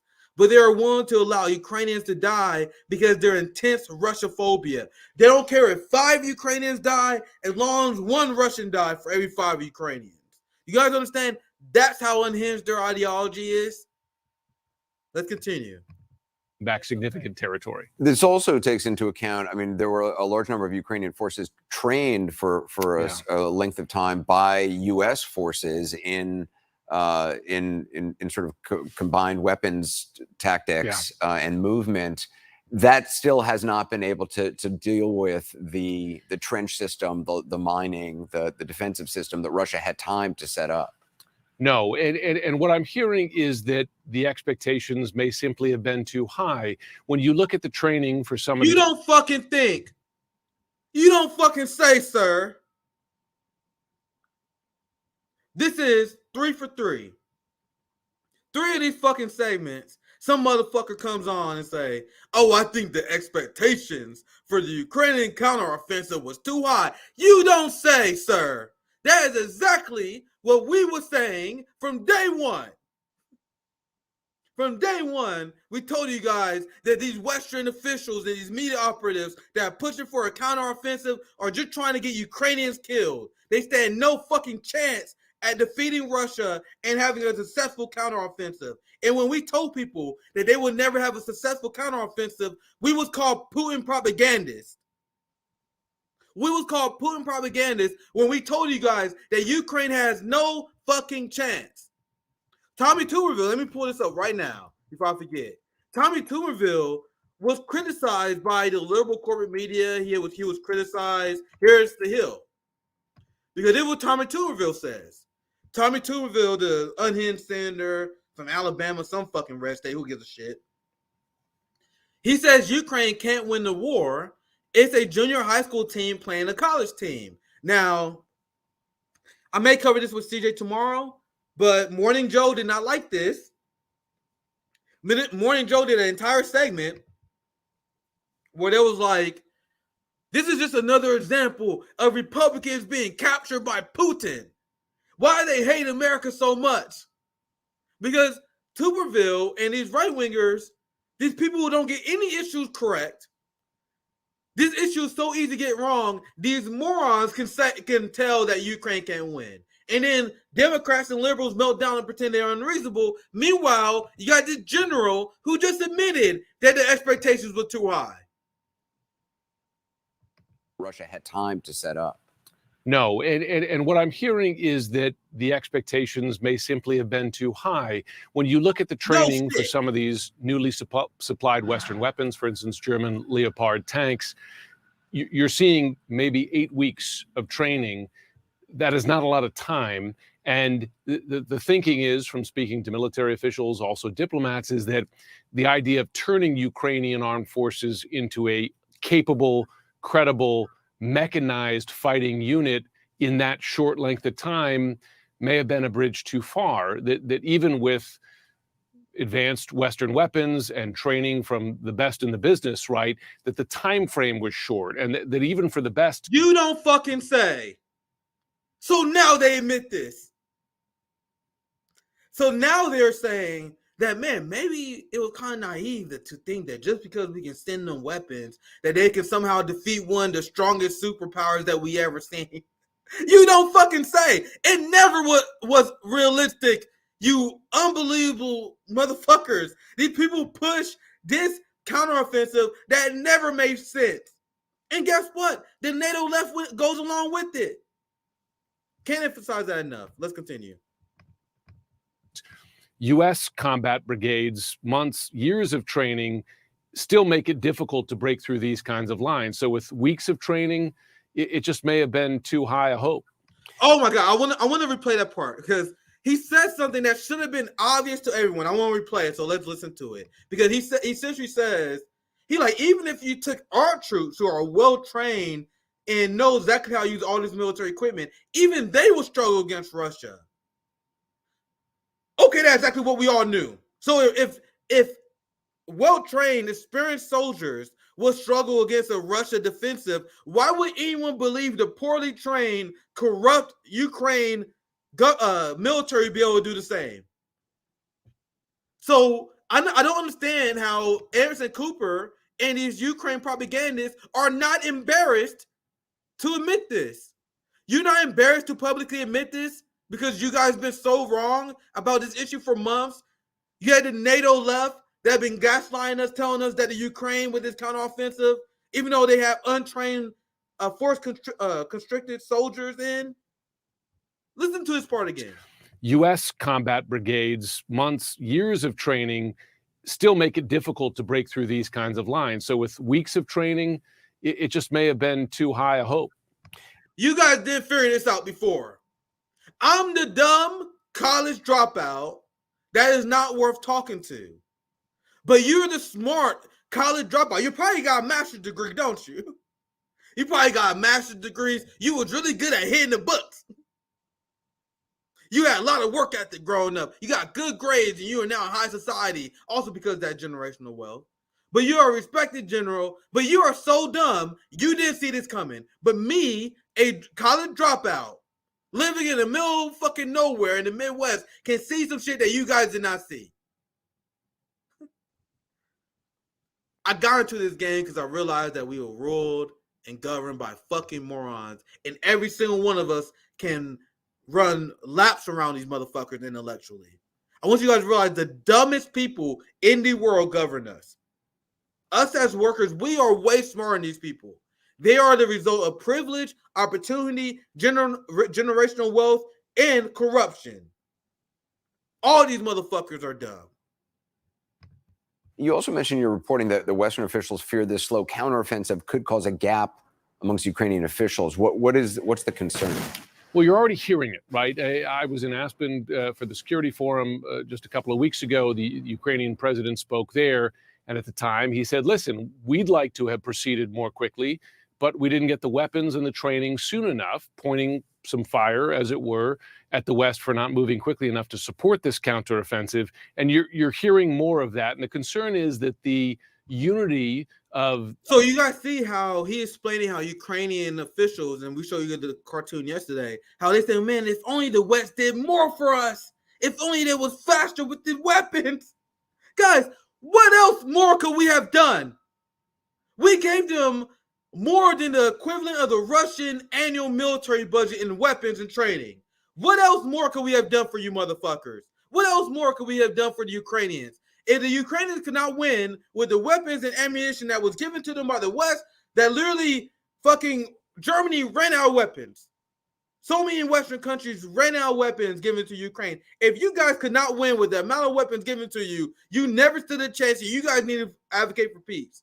Because what they were saying is, God damn Americans, you guys should send us more. Ungrateful Nazi bastards. Of the alliance, both among Western partners in NATO, but also with their Ukrainian partners, that a blame game emerges, as one official described it to me. And that's a problem, right? Because unity is important, not just in terms of standing up to Russian aggression in Ukraine, but also maintaining political support, military support, etc. A lot of this is bubbling up under the surface, and the fear is that it bubbles up above the surface and creates divisions that make it more difficult to provide that support going forward. Jim Shudo, Good.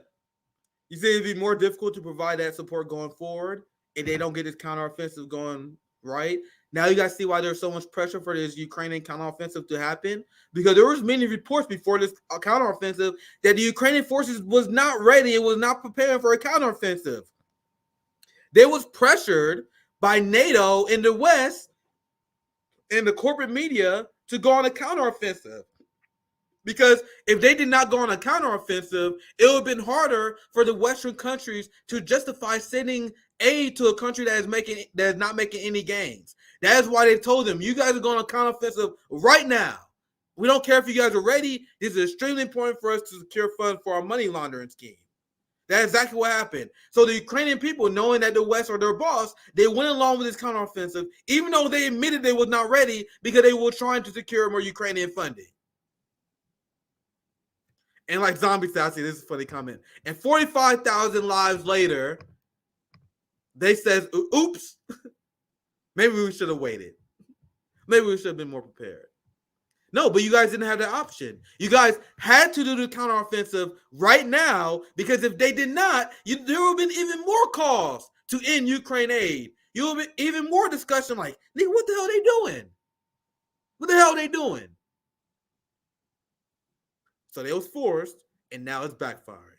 And this is glorious. I am loving every second of this. I am loving the fact that Anderson Cooper and CNN are being forced to go in front of their audience and say, hey, so we essentially lied to you motherfuckers about this shit for months. Let's continue. This is not going to be the last segment I'm doing this, by the way. I'm sure I'm going to see another segment where they're forced to do it, and I'm going to watch it. It's glorious. Watching these people be wrong about another war is going to be very interesting to watch. Anyway, let's continue. Fascinating reporting. Thank you. And very concerning, obviously. CNN military analyst and Right, retired so, Army Lieutenant General Mark Hertling has been following. Man. I might say this part for tomorrow. Yeah, I think I'll say this part for tomorrow. I think I did it good now. I'm going to say, I'm going to say this for tomorrow, because they got these other generals that come on. Actually, fuck it. Let's finish it. Let's fucking finish it. I let it play. Fuck it. I want you guys to closely tweets extensively about what goes on into a success. So essentially, CNN is in such shit because they realized they lied to their audience for such a long time. They're like, let's bring on military officials to explain why we was fucking wrong about this. We need you motherfuckers to do propaganda. I'm not talented enough to spin this shit. I don't know what to say about this. So we need the people who are good at the propaganda, these now retired military officials, these CIA operatives, to spin this shit. So Anderson Cooper is like, guys, please help me. I'm struggling here. So I'm gonna play a lot of this uninterrupted because I just want you guys to hear what they say because we're getting late here. Successful military operation, how this one differs from the standard Western model. Also with us, William Taylor, former ambassador to Ukraine. General Hurling, the idea that there are staggering losses and difficulty and inability to break through the multiple defensive lines that Russia has set up, and that does not sound good. It doesn't sound good to the uninitiated, Anderson. But you remember, you and I talked about this multiple times, dating back to the March-April timeframe, where I suspected when you're talking about a force that's going on the offensive for the first time, with a very large conventional force, with new weapons, with soldiers who have been reconstituted, and we're talking about Ukraine now, with tactics they haven't used before, they haven't completely transformed the military, against the kinds of things that Russia has put in place over an 8-month period of time. Remember, Russia started mining and setting trenches starting back in October. Can we just take a second to acknowledge what this is? Because I told you guys the United States is the most propagandized country in the world.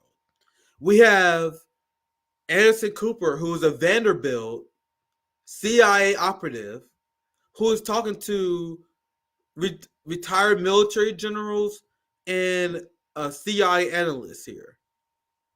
This is what counts as news in this country. Meanwhile, people think that state TV in other countries is bad. This is the height of state TV. A Vanderbilt, CIA, and military-industrial complex people spinning war to you guys. What's more propaganda than this? There's nothing in China. There's nothing in Russia. There's nothing in any other fucking country that is more rank propaganda than this shit right here. I just want to take time to acknowledge that. Of last year. So they had about 8 or 9 months to set the defensive conditions. And it's just very difficult. So what you have right now is a Ukrainian unit, an offensive, between 9 and 12 combat arms brigade over a very large front between 400 and 600 miles, equal to the distance between Washington and Boston that they're attacking against an enemy who has had 8 months to prepare 3 extensive obstacle belts. That's tough. I have tried to do that when the enemy is just setting up obstacles in a day's time. And when I say enemy, I'm talking about the opposing force at our training centers. And any brigade commander will tell you this mission, an offensive against a defending enemy, is the toughest one that there is. I failed multiple times. I watched multiple U.S. brigades fail in this kind of mission, learn tough lessons, and try and reapply it. So it's just very hard. This is combat. And truthfully, as much as Ukraine wanted to turn into a Desert Storm-like force from the very beginning, when you're talking about the offense, it's much different than the defense that they had for the first couple months of the conflict. Ambassador Taylor, how concerned are you about this? So, Anderson, we were in Kyiv last month and the month before. The foreign minister made the point that others have made as well, and that is, this is not the last battle. The Ukrainians are in this for the long term. They hope. Listen to this psychopath. And this is why I want to show you guys this part. Because despite the fact that 40,000 plus Ukrainians have died in a few weeks, so many Ukrainians, there have been so much Ukrainian bloodshed that CNN is forced to acknowledge it. Meanwhile, this psychopath is on the right that says, we just getting started, son. Oh, you think a lot of Ukrainians died now? Nigga, just wait. We just getting started. Ukraine is getting started. We're gonna run through their entire generation, a generation of young men. Listen to this psychopath speak. This guy is something else. Listen to this. Here we go. The point that others have made as well, and that is, this is not the last battle. The Ukrainians are in this for the long term. They hope they can end it soon. They hope they can do the breakthrough. By the way, General Hurling's exactly right. The line from Washington to Boston, that's the line. And the Ukrainians only have to find one place along that line to break through, whereas the Russians have to defend everywhere along that line. At the cost of how many Ukrainian lives, you absolute psychopath. You guys lost 40,000 Ukrainians in a few weeks without any of these magic breakthroughs you're talking about. So how many Ukrainians have to die for this mythical breakthrough you're talking about, sir? So the Ukrainians know that what they need to do. They know it's hard. They also know that there's more weapons coming. They know that aircraft are coming. They don't have their air right now. And again, if they don't win this battle, they'll win the next one. And if they don't win that one, they'll keep fighting, Anderson. They are not giving up. Yes, they lost 40,000 men in 3 weeks. Yes, they lost that battle, but they're down to lose another 50,000. If they lose another 50,000, we're gonna sacrifice another 50,000 Ukraine. You think we give a fuck? And if we run out of soldiers, we're gonna grab more men off the street and force them to die in our war. This is a serious, grown-up conversation that is happening on CNN, on standard news in this country. And people still don't understand why I said we are the most propagandized country in the world. These three men having this conversation have some of the most unhinged ideologies, one of the most unhinged foreign policy compared to everyone in the world. They are the global extremists, guys. I want you guys to listen to that last part again, because that's bone-chilling what he is saying here. It's bone-chilling that he's willing to allow so many people to die. For what? For NATO expansion? What are you guys fighting for? Want tens of thousands of Ukrainians to die so they can be part of NATO. Hundreds of thousands of Ukrainians to die so BlackRock can own their country. You guys realize that's what they're doing? Sacrificing Ukraine so BlackRock can own them later. They're going to rebuild their country. So they can own, so the West can own Ukraine later. This aid is loans. We only got 2.5 minutes left, so I'll let it play for a bit. What they need to do. They know it's hard. They also know that there's more weapons coming. They know that aircraft are coming. They don't have their air right now. And again, if they don't win this battle, they'll win the next one. And if they don't win that one, they'll keep fighting, Anderson. They are not giving up. So, General Hurling, I mean, was it a mistake to devote the time to try to retrain forces in new methods? I mean, I read one account that said, you know, if they were able to break through those lines, those kind of combined movement operations, I don't know the exact term for it, but, you know, smaller units making decisions, not sort of the huge hierarchy, and also moving in conjunction with artillery, with air support, things like that, that if they were able to break through somewhere, those new tactics would be beneficial. Delusional. I don't know if you caught what we asked. Absolutely delusional. This is Anderson Cooper essentially saying that, hey, maybe it is the West's fault because they implanted bad strategy onto the Ukrainians. If only we allow the Ukrainians to fight the natural way they usually fight, maybe they operate in smaller units, they might be able to have a breakthrough. Absolutely delusional. Anderson Cooper, no matter what strategy the Ukrainians operate under, even if they had the greatest strategy that was ever crafted in military history, they are not defeating the Russians. You delusional child. Yeah, it's a mix, Anderson. You know, I've said for a long time that the United States can't impart, and the Western forces can't impart their way of war on a Ukrainian force that truthfully has a post-Soviet bias. They grew up in the Soviet force where artillery was king. So truthfully, they wanted this new equipment. They wanted to transform their ground force. They are taking the first steps. And like Ambassador Taylor, I believe they will eventually get there. They're not there yet. This is a hard fight. I mean, there's no other way to put it. And all of the Western analysts that Jim was quoting a minute ago, I would bet none of the people he's talked to have been on the battlefield attempting to do the kinds of things the Ukrainian force is trying to do right now. I agree with Ambassador Taylor. Ukraine is going to continue to win this fight, but it is not going to be a quick victory because combat is not a video game. So how does the force evolve? I mean, in this situation. So you guys finally figured it out. They finally figured it out, guys. It took the genius on the left to say it. That war is not a fucking video game. And every single Western analysis, every single Western propagandist has been pretending that war is a video game. They've been pretending that Ukraine is playing Call of Duty. In every single fucking Call of Duty game, you fight the Russians. You either find the Russians or you find some sort of fucking terrorist cell somewhere. So for a long time, they've been trying to present this fucking action movie where Ukraine are brave, Russians are cowards, and they're going to break through in the action movie video game sequence. That is the storyline that you guys have been selling on people. You guys have been selling this idea that war is a video game where all Ukraine needs to do would be better on the sticks than Russia. If only they had a good strategy like you have in a video game, they'll be able to defeat a giant global nuclear power. So it took a year and a half. It took 45,000 dead Ukrainians during this counteroffensive, hundreds and hundreds of thousands of dead Ukrainians, for someone to finally acknowledge that war is not a fucking video game. Congratulations, sir. You finally figured it out. You finally figured it out. You guys want to hear that part again? And I'll let it wrap up from here. But this is the part I was waiting for.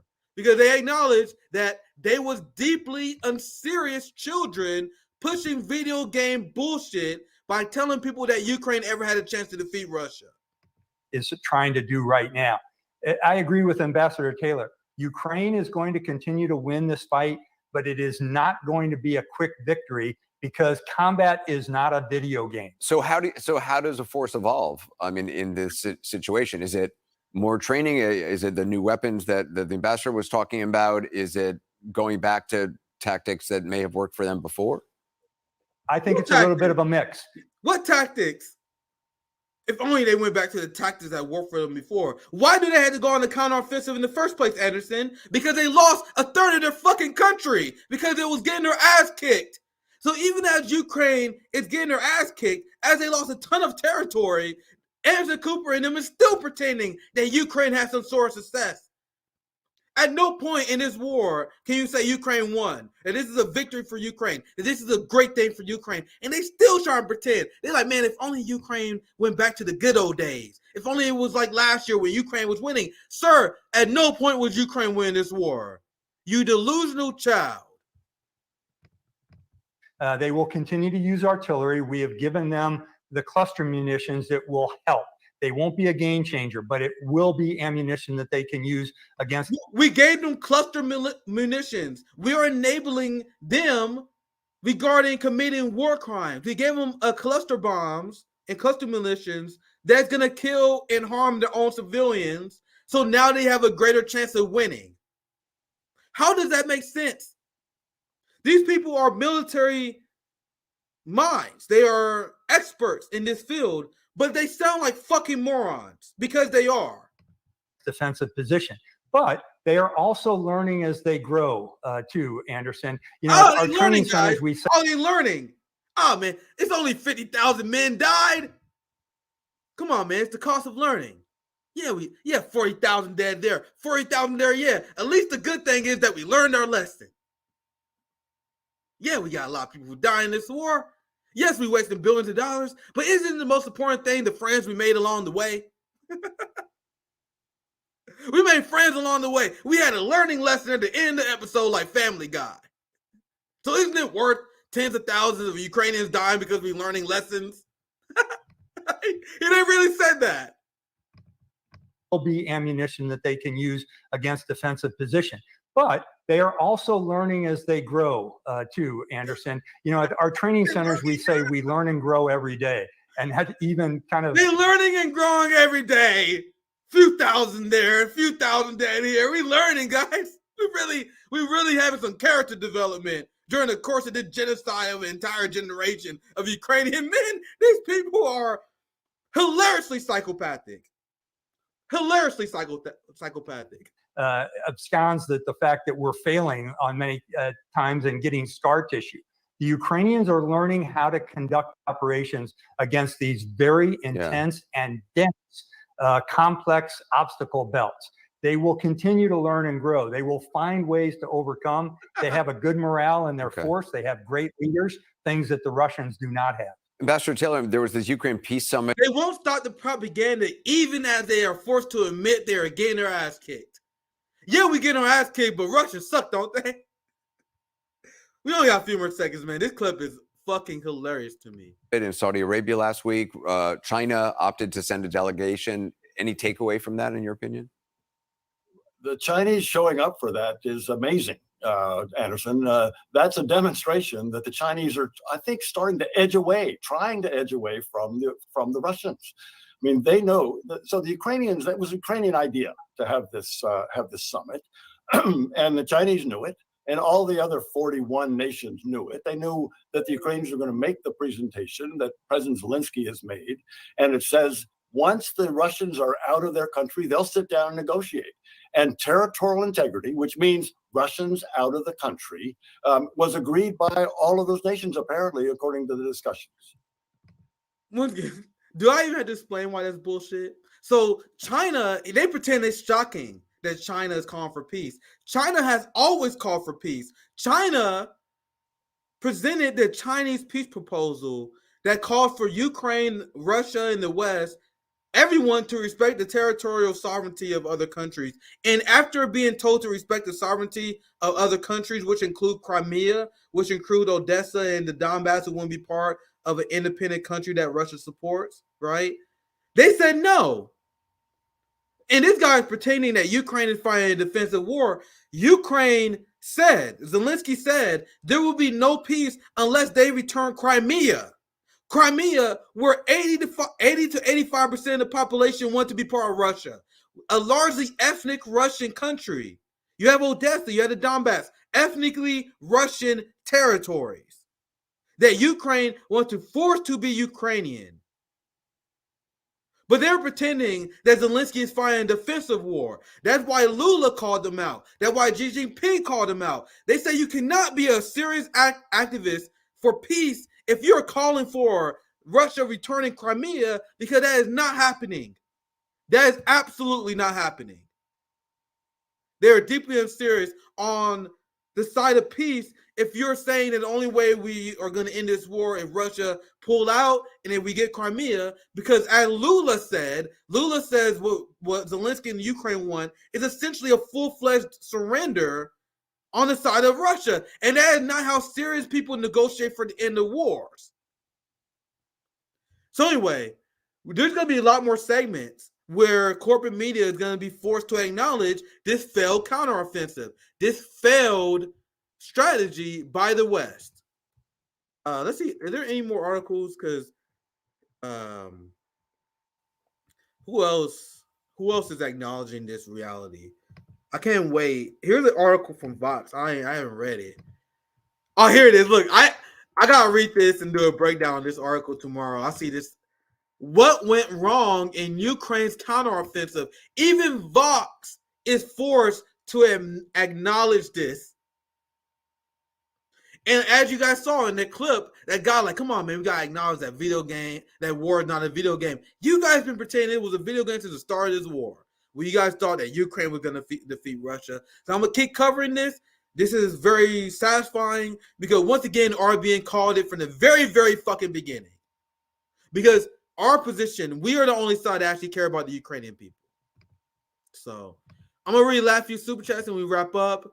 I actually wasn't planning on going live, but we may go live because I think CJ is going to cover the absolute destruction of Marianne Williamson by Jimmy Dore. So that's going to come tomorrow. We already covered it a little bit tonight, but I got to cover that segment with CJ. We might have to bring on a guest for that. That was glorious. I texted Jimmy. I was like, man, I can't believe that Marianne Williamson will agree to do that. And Jimmy was like, dude, I can't believe that she will agree to do that either. We all confused. Can't believe she thought that. But I hope you guys enjoy the show. The debate / conversation with me and Pasta, I hope was very educational. And then you guys know I got to drop some foreign policy every live stream. A lot of great content coming up. So let me get through the last few super chats, and then we can wrap up. Thank you for the $5. Deculturalization. They won't allow me to send my super chat no matter how many times I edit it. Can I hit you up on X? Yeah, hit me up on X. YouTube automatically censors comments that have swear words and shit like that. So I see comments like, "Well, you like, man, my comments are being censored on RBN. My comments are being censored." I'm like, guys, we're not doing a lot of these. A lot of these are. I see comments where I have to approve, and I have to approve comments sometimes. But if I do it in a live stream, I can't approve the comments. So if I can't approve the comments, they get censored. So if you like do like swear words or anything else, unless I literally click your comment and force and show it, it will be censored. So I want you guys to understand it's not always us. Like a lot of time it's the automatic algorithm. So I apologize that it was censored, my friend. You guys can always hit me up on Twitter. I think you've been sarcastic, but we don't call it X around here, sir. We don't call it X. Thank you for the $50, Marco. We appreciate the generous super chat. Keep up the great work, RBN and Nick. Liberty and justice for all. Remember, absolutely, my friend. We laugh, we cry. We had educational segments like these. But I want you guys to remember that all this is all about us getting engaged. I'm going to activate our Kansas City branch at RBN here very soon because we have a mutual aid event coming up. My goal is to raise $1,000 for school supplies for disenfranchised children. I remember growing up, getting school supplies was hell. I think that's something that the government and state should 100% cover. The idea that families and poor children had to buy school supplies for a program they're being forced to do is unbelievably ridiculous. And my theory of change and how we escape this capitalist system is building a society outside of the capitalist system, growing that society, getting people on board by building mutual aid societies, and remove ourselves from the system. Not only do we not engage in these fraudulent electoral politics systems, but we have mutual aid societies that provide food, that can help provide shelter, and basic material needs for families so they can save money for other stuff. So they can save money so they can be more involved in the movement. So we can help people save money on food, and we can have a societal system outside of our system where we reject the capitalist society. We have our own food system. We have people growing food. We have people raising money for school supply. We have literally an outside society outside of our own.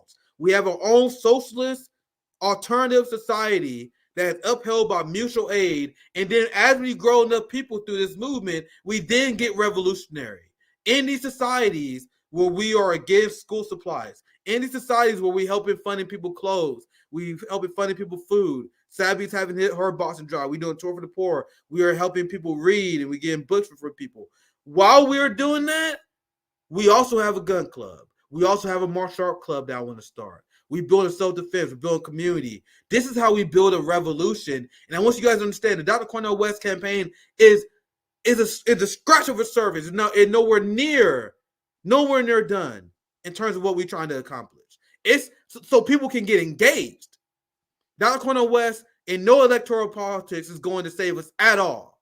Nobody is going to save us. We need to build our own societies that's outside, that allow us to survive outside the system through mutual aid and build revolutionary armies, revolutionary movements that spawn from that. And once we get 10, 15% of the population on our side that completely divested from the system, then the system will start to crumble. Then we get the people on the sidelines on our side. Then once we get the people on the sideline on our side, then we talking about general strikes. Then we talking about completely divesting from the system that will force the capitalist class to the table. And that's the method of peace for change. Now, as Marxists, we should advocate for peace first. Obviously, we don't want coups. We don't want anything violent. But revolution and having this outside society that advocate for revolution, if we are denied our proper rights after we get the revolution started, that's when our gun clubs come in handy. That's when planning session comes in handy. That's when we hold Congress occupied, right? And someone said that's how a cult start, Nick. We want the code of the proletariat. We want the dictatorship of the proletariat. We want the ruling class to bend to our will. We want the ruling class to bend to our will. So we have to move as an intellectual, disciplined, working class movement. No more winging this shit. We need to be scientific. Marxism is a science. A critique of capitalism, a science of movement building. And we need to embrace that. For a very long time, people were just winging this shit. Oh, we just do this shit. We wing it. Oh, we support RFK. We wing it. No, nigga, we need to be militant. And if people think that is cultish behavior, that's 100% okay, because we need a dictatorship of the proletariat. We need revolutionary spirit in the workers that we currently do not have right now. So thank you for triggering that rant, Marco, with the amazing super chat. Because that's all. I always want to center that. That's why we cover everything, right? So people can get off the belief that there's a savior coming. Pasta criticized how I'll go hard on RFK. I'll go hard on RFK. I'll go hard on your leaders, so you guys realize that you got to do it yourself, that we got to do it ourselves, that we got to have an intellectual working class movement that not relying on millionaires in the capitalist red-blue alliance game to determine how far we go, correct? But anyway, I tried to get at least one solid right before we wrap up. A few more super chats. That's my last rant there. I probably should say that for the end. But anyway, thanks for the $2, Eric. The banality of evil. Absolutely. We got $10 from ARJ. Hope African countries unite against the West if they try to overthrow the new Western opposition government in Niger. There is African countries that are already starting to reject the idea that West and the United States are getting involved in Niger. And Black Alliance for Peace call for all African nations to reject the Western intervention to Niger. So I really hope they listen. The West knows they can't allow their valuable resources to be nationalized. Absolutely. That's why you have Marjorie Taylor Greene and Donald Trump talking about invading Mexico.